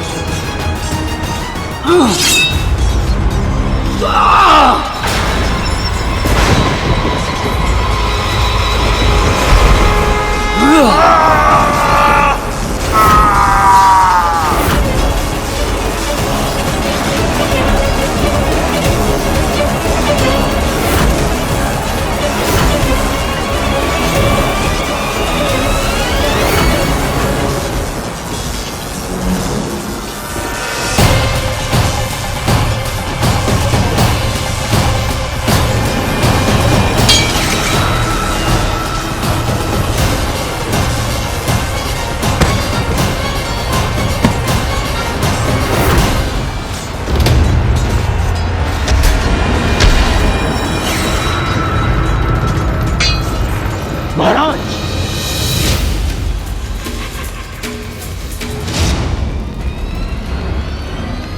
महाराज बलि अचेत हो गए हैं। विजय श्री हमारी हुई। देवराज इंद्र की देवराज इंद्र की, देवराज इंद्र की, देवराज इंद्र की।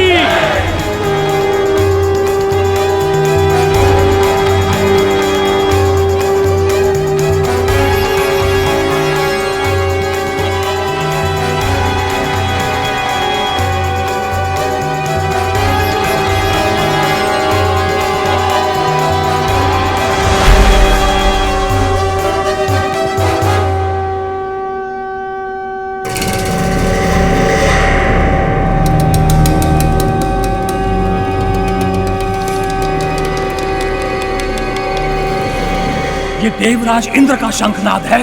तो क्या असुर सम्राट बलि पराजित हुए?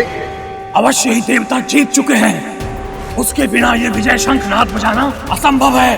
तो अब क्या करें हम?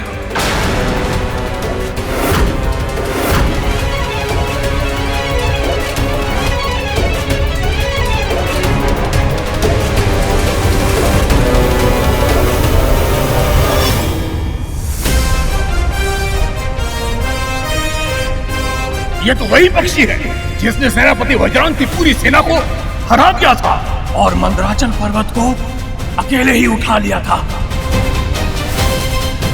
हे महादेव, हम इनका सामना कुछ असुरों के साथ कैसे कर पाएंगे? भागो, अपने प्राण बचाओ।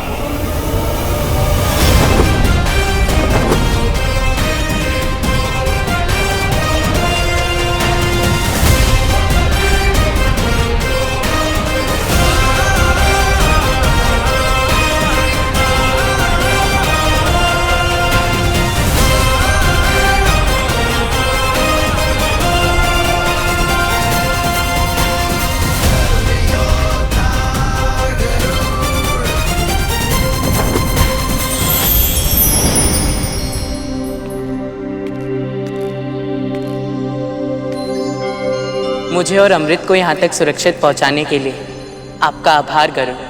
आभार की आवश्यकता नहीं है जैन, ये तो मेरा कर्तव्य था। चलिए इसे सुरक्षित भीतर रख देते हैं। नहीं जैन,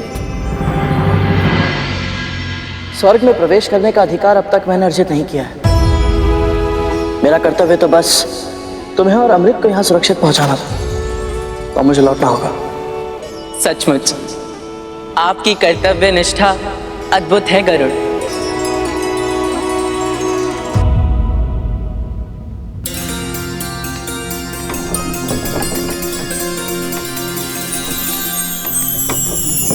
प्रभु विष्णु की कृपा से स्वर्ग पर देवताओं का आधिपत्य पुनः स्थापित हो गया।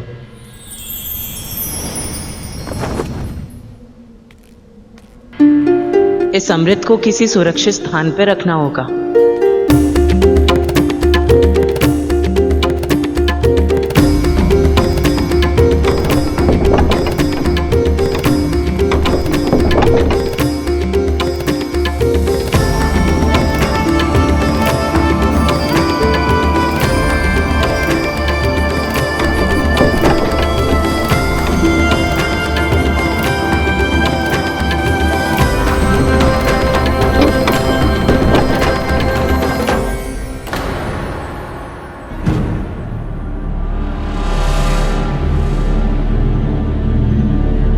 मैं देवराज इंद्र का पुत्र जयंत हूँ। अमृत को सुरक्षित रखने आया हूँ। कृपया मुझे अंदर प्रवेश करने की अनुमति दें।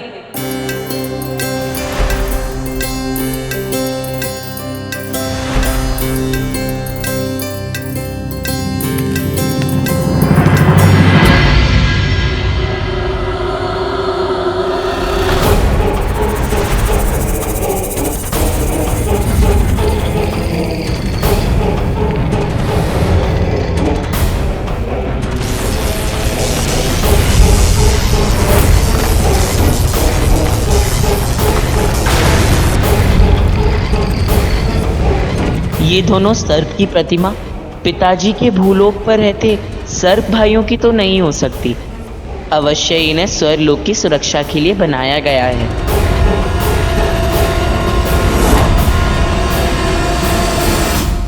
हे अंत्य सर्पों, मैं देवराज इंद्र का पुत्र जयंत हूँ। अमृत को यहाँ रखने आया हूँ। अब इसकी सुरक्षा का दायित्व आपका है।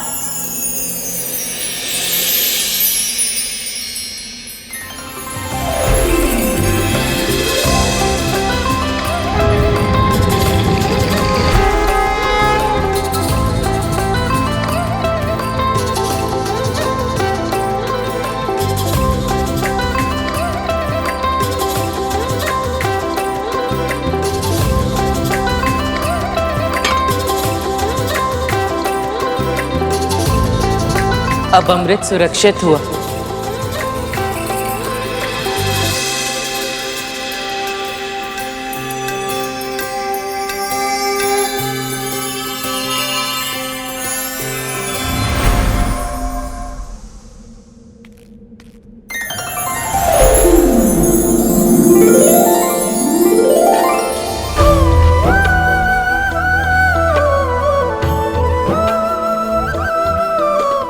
आपका कोटि कोटि आभार प्रभु। श्रीहीन, भाग्यहीन, परम दुख की अवस्था में हम देवता व्याकुल थे और ऐसी स्थिति में आपने हमारी पुकार सुनी। हम पे कृपा करके क्षीर सागर के मंथन जैसे असंभव कार्य को संपन्न किया। हम तो बस माध्यम थे प्रभु। ये विजय तो आपकी ही है। विनाश के मुहाने पर खड़े इस संसार को नया जीवन दिया है आपने। अनंत प्राणियों की रक्षा की है। आपकी जय हो प्रभु।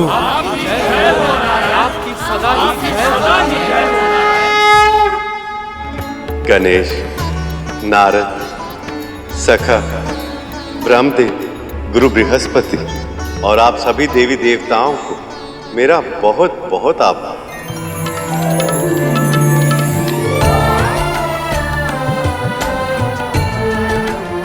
आप सबकी सहायता से समुद्र मंथन सफल हो पाया। आप सबकी सम्मिलित शक्ति ने वो कर दिखाया जो कुछ समय पहले कल्पना से भी परे था।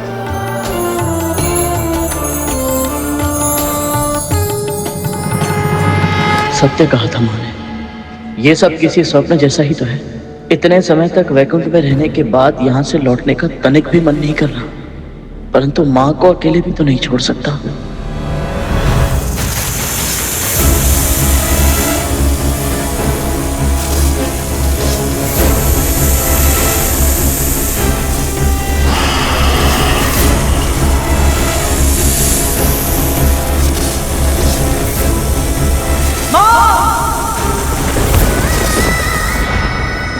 वहां माँ को कितना कुछ सहना पड़ता है, कितना श्रम करना पड़ता है। और इस मंथन में मंदराचल का योगदान कोई चाहे भी तो भूल नहीं सकता। अब आप अपने मूल स्थान पर लौट जाएं। मैं आपको यह आशीर्वाद देता हूं कि आपकी सतह पर सदैव दुर्लभ से दुर्लभ जड़ी बूटियां और औषधीय पौधे उगते रहेंगे, जो अनंत काल तक मानव जाति की सेवा करेंगे। और उसके कारण कोई भी पृथ्वीवासी आपको कभी भूल नहीं पाएगा। अनंत काल तक यश और सम्मान के पात्र होंगे आप।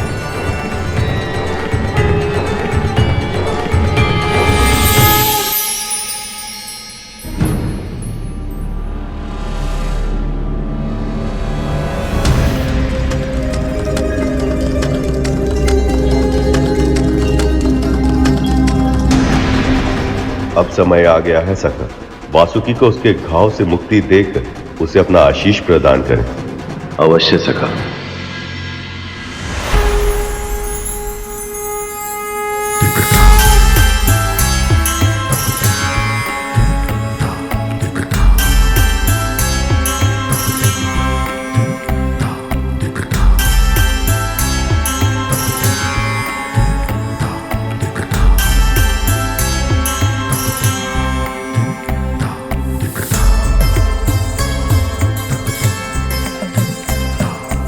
हे नीलकंठ, महादेव, अपने चरण में मुझे शरण देकर मुझ पर दया करें।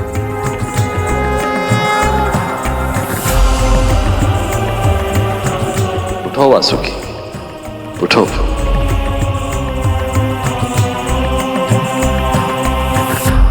इस मंथन में अतुलनीय योगदान देकर तुमने मुझे अत्यंत प्रसन्न किया है वासुकी।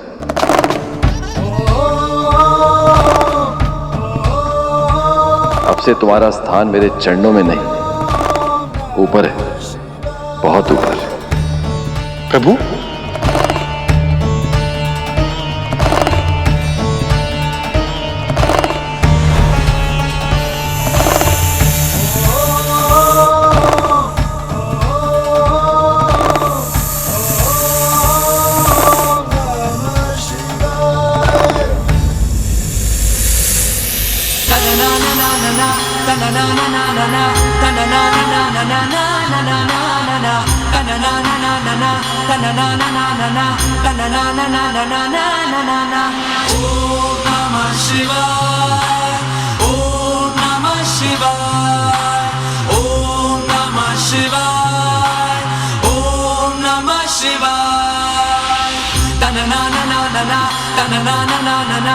अब से वासुकी सदैव मेरे कंठ पर वास करेगा। जो प्राणी श्रावण माह में नागों की पूजा करेगा उसे मेरा विशेष आशीर्वाद प्राप्त होगा। नागेश्वर महादेव शिव की। नागेश्वर महादेव शिव की नागेश्वर महादेव शिव की जय। नागेश्वर महादेव शिव की जय। नागेश्वर महादेव शिव की जय।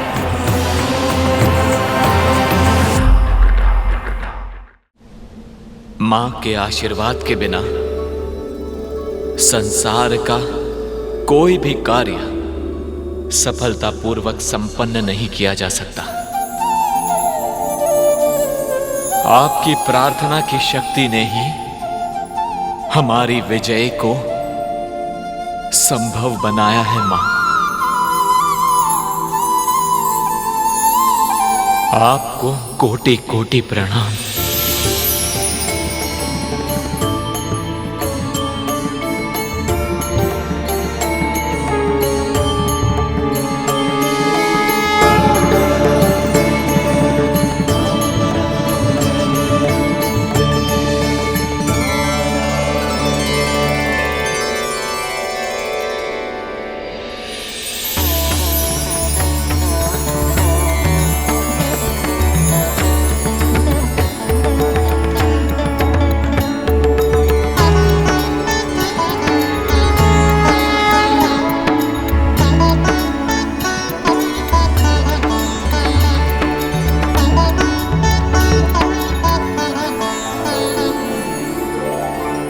देवराज, स्वर्ग का सिंहासन आपकी प्रतीक्षा कर रहा है।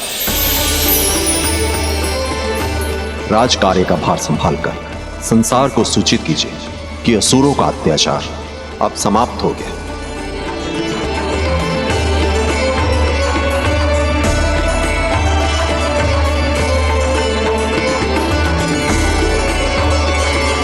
हे परम पिता, परम प्रभु नारायण, आपकी कृपा के कारण ही आज हम सब इस शुभ क्षण के साक्षी बन पाए हैं। मैं देवराज इंद्र सभी देवताओं की ओर से आपको वचन देता हूं कि हम अपनी शक्ति का उपयोग सदा सर्वदा धर्म की रक्षा करने के लिए ही करेंगे।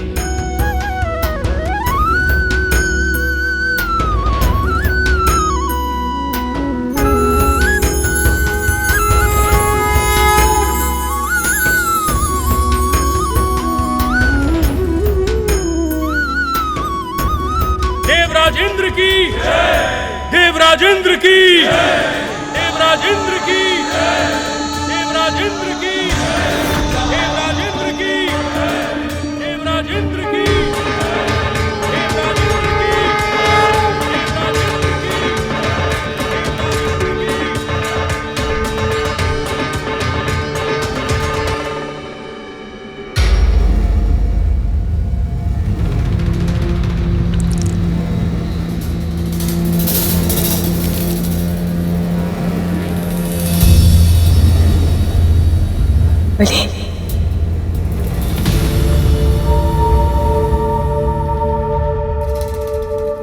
गुरुदेव,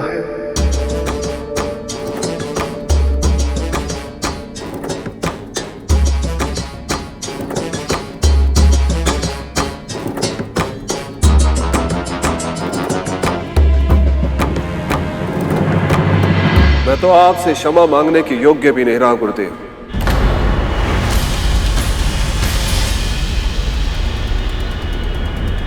आपने बार बार चेतावनी दी थी मुझे कि मंथन में भाग मत लेना, पर मैंने आपके सुझाव नहीं माने और अब देवताओं की श्री लौट आई, उन्हें उनकी शक्ति वापस मिल गई है और इस सबसे बढ़कर उन्हें मिल गया है अमृत।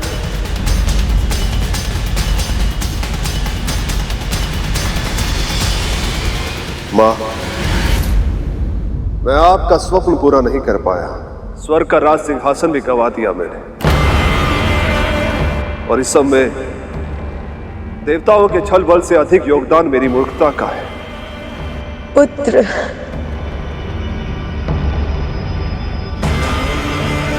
मुझे क्षमा कर दीजिए गुरुदेव, क्षमा कर दीजिए मुझे। पराजय और प्रयास एक ही सिक्के के दो पहलू हैं महाराज। जिस व्यक्ति के अंदर प्रयास जीवित है, उसके लिए कोई भी पराजय अंतिम नहीं। यदि आप अब भी मेरी बातों को ध्यान से सुनें, मेरे सुझावों का पालन करें और मन, कर्म, वचन से अपने लक्ष्य के प्रति पूर्ण समर्पण रखें, तो मैं विजय श्री को फिर से आपका वरण करने के लिए विवश कर सकता हूं।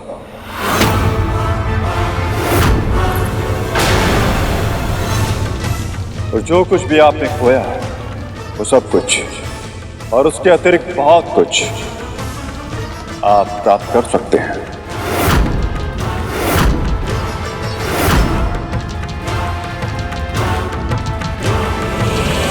मैंने जो भूल की है उसे मैं फिर नहीं दोहराऊंगा गुरुदेव।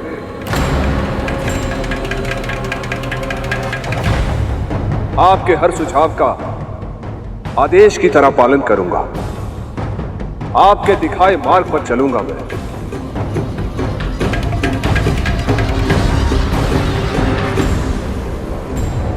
असुरों को उनका अधिकार दिलवा कर रहूंगा मैं।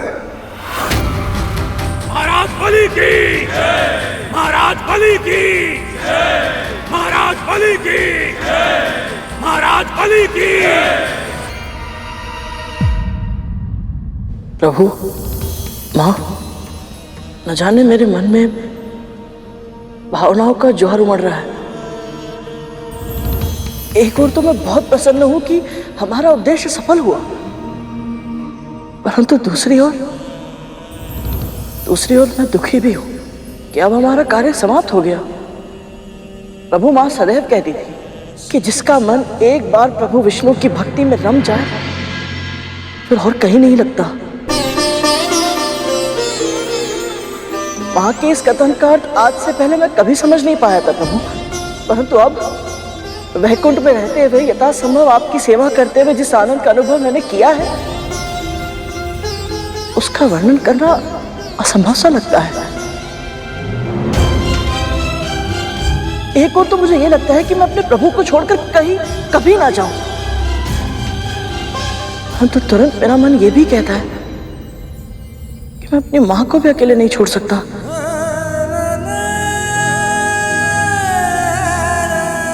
और विशेष रूप से तब जब बड़ी मां के कारण प्रतिदिन प्रतिक्षण वो यातना और अपमान का जीवन जीने के लिए विवश है। भावनाओं का ज्वार केवल तुम्हारी नहीं, मेरे मन में भी उठ रहा है गरुड़। जानती हूं तुम्हें अपनी मां के पास जाना आवश्यक है, किंतु तुम्हें यहां से भेजने का मेरा तनिक भी मन नहीं है।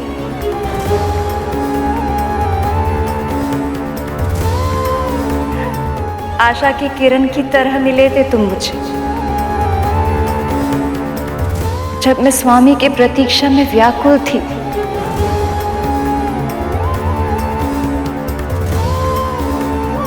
तब मेरी आशा को सत्य में बदलने में तुमने तनिक भी कमी नहीं की थी।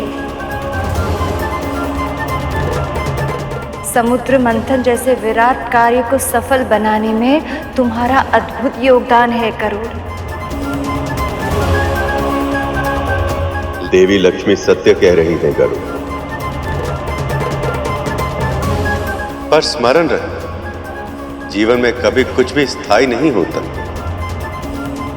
आज देवी विंता को तुम्हारी आवश्यकता है, इसलिए तुम वैकुंठ और हमें छोड़कर जा रहे थे, पर शीघ्र ही हम फिर मिलेंगे।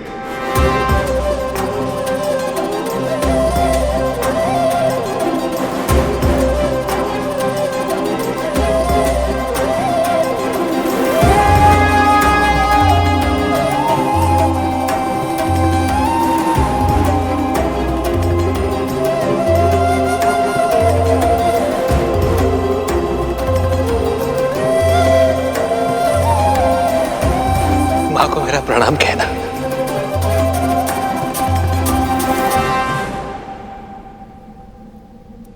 आज्ञा दीजिए प्रभु। माँ,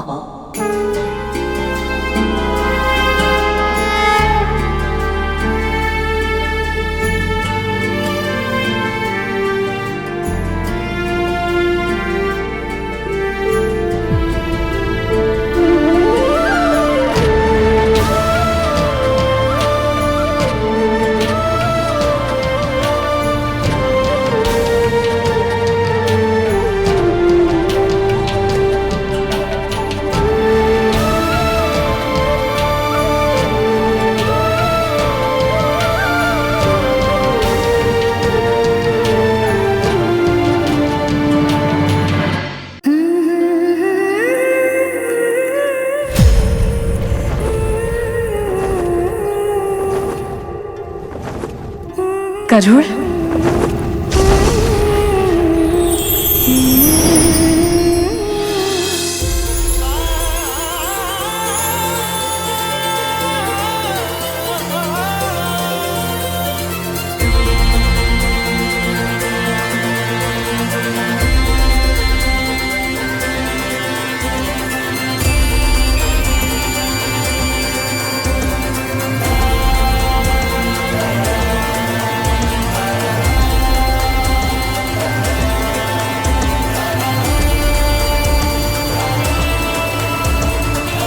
माँ, क्या हुआ?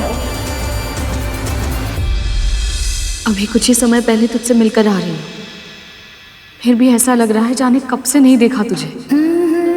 मैं भी बिल्कुल ऐसा ही अनुभव कर रहा हूँ माँ। आपके आंचल की छाव में जो सुख है वो और कहीं नहीं है। बस कर, अब अधिक बातें मत बना। तुझे देखकर ही पता चल रहा है तू यहाँ आ तो गया है, पर अपने मन का एक भाग वैकुंठ में ही छोड़कर आया है। सच बता, वहां की स्मृति सता रही है ना तुझे? आपको सब कुछ पहले से कैसे पता चल जाता है माँ? केवल मुझे ही नहीं, इस संसार की हर माँ को अपनी संतान की मन की दशा पहले ही पता चल जाती है।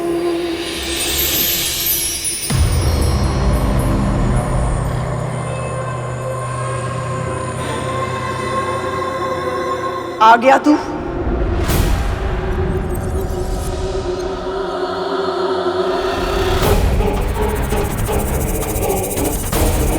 प्रणाम महारानी।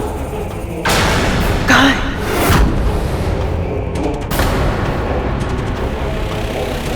तू रिक्त हाथों से क्यों आया है? मेरे भाग का अमृत क्यों नहीं लाया तू?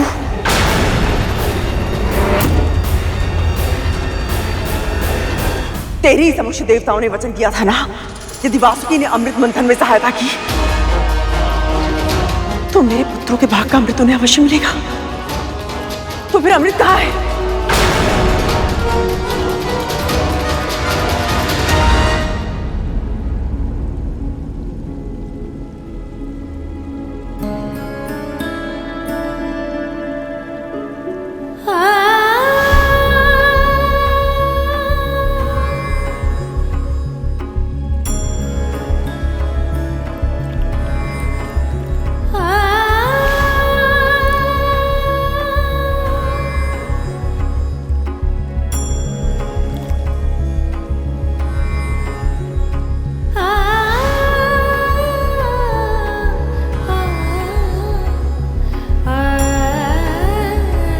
आप कमल का फूल खिला रही और आपके मुख पर मुरझाए हुए फूलों से उदासी, ऐसा क्यों देवी?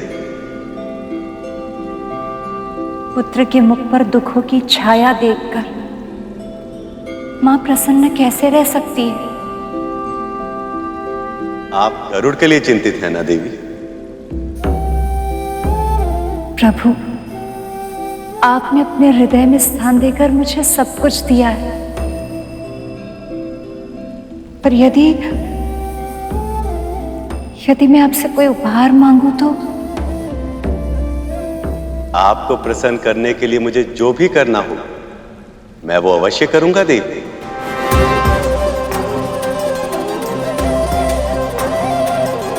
प्रभु, मैं विंता और गरुड़ को दुख में नहीं देख सकती।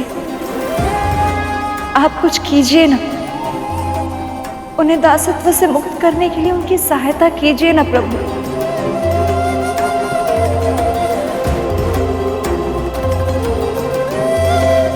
प्रभु, आप मुस्कुरा क्यों रहे हैं? मौन क्यों है? अमृत कहाँ है? महारानी, मैं चाहता तो भी आपके लिए अमृत नहीं ला सकता था, और अमृत आपको नहीं मिल सकता। फिर कहने का अर्थ क्या है दास? अमृत किसे मिलेगा किसे नहीं, इसका निर्णय केवल और केवल प्रभु विष्णु ही कर सकते हैं। और प्रभु का निर्णय यह है महारानी कि अब से अमृत पर देवताओं का ही अधिकार होगा।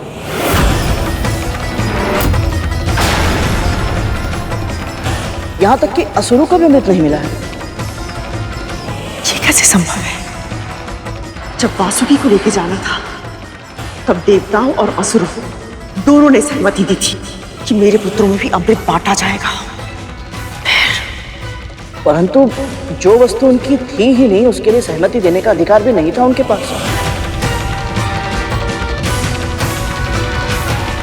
उन्होंने आपको ऐसा वचन दिया था जो वो कभी पूरा नहीं कर सकते थे। यह निर्णय केवल और केवल श्री नारायण का ही है। पता है, जब राहु ने छल से देवताओं की पंक्तियों में बैठकर अमृत का पान किया तो प्रभु ने अपने सुदर्शन चक्र से उसका शीश धड़ से अलग कर दिया था। अमृत ग्रहण करने के बाद भी उसका जीवन मृत्यु से भी बुरा है। महारानी, मेरा सुझाव तो यही है कि आपको अमृत को भूलकर प्रभु के निर्णय को स्वीकार कर लेना चाहिए।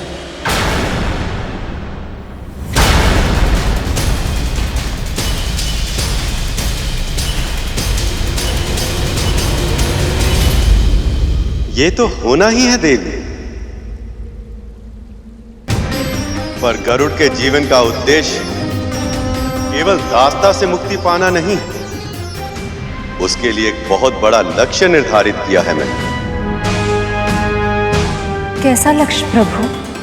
इंद्र से सहस्त्र गुना अधिक बलवान होने का वरदान गरुड़ को एक विशेष कारण से मिला, क्योंकि आने वाले समय में उसे मेरा वाहन बनना, क्योंकि आने वाले समय में उसे मेरा वाहन बनना, क्योंकि आने वाले समय में उसे मेरा वाहन बनना, क्योंकि आने वाले समय में उसे मेरा वाहन बनना। सत्य प्रभु, इससे उत्तम और क्या हो सकता है? गरुड़ तन से बलवान, मन से सात्विक, वो साहसी है, धैर्यशील है और अपने दायित्वों को वो अच्छे से निभाना जानता है।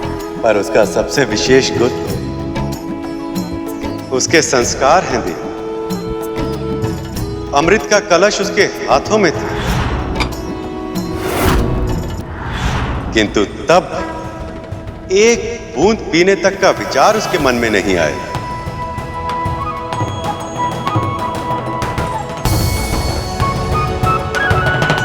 प्रभु, हम किसकी प्रतीक्षा कर रहे हैं? चलिए ना, हम उन दोनों को ये सूचना दे देते हैं। गरुड़ और विंता ये बातें सुनकर कितनी प्रसन्न होंगी। ये इतना सरल नहीं है देवी। आप तो जानती हैं, मैं इस सृष्टि का पालनहार, ये संपूर्ण सृष्टि मेरे उदर में वास करती है, और ऐसे में अपनी पीठ पर मेरे भार का वहन करने के केवल शारीरिक शक्ति की ही नहीं, अपितु मानसिक और आध्यात्मिक शक्ति भी चाहिए। उसके लिए गरुड़ को सबसे पहले अपनी कुंडलिनी को जागृत करना होगा और अनेक परीक्षाओं में सफल होना होगा। और उसमें से पहली परीक्षा अमृत के प्रकट होने से ही आरंभ हो गई। बस गरुड़ को उसका आभास नहीं। गरुड़ की नियति है मेरा वाहन बनना, किंतु वो समय कब आएगा इसका निर्णय ये परीक्षा तय करेगी।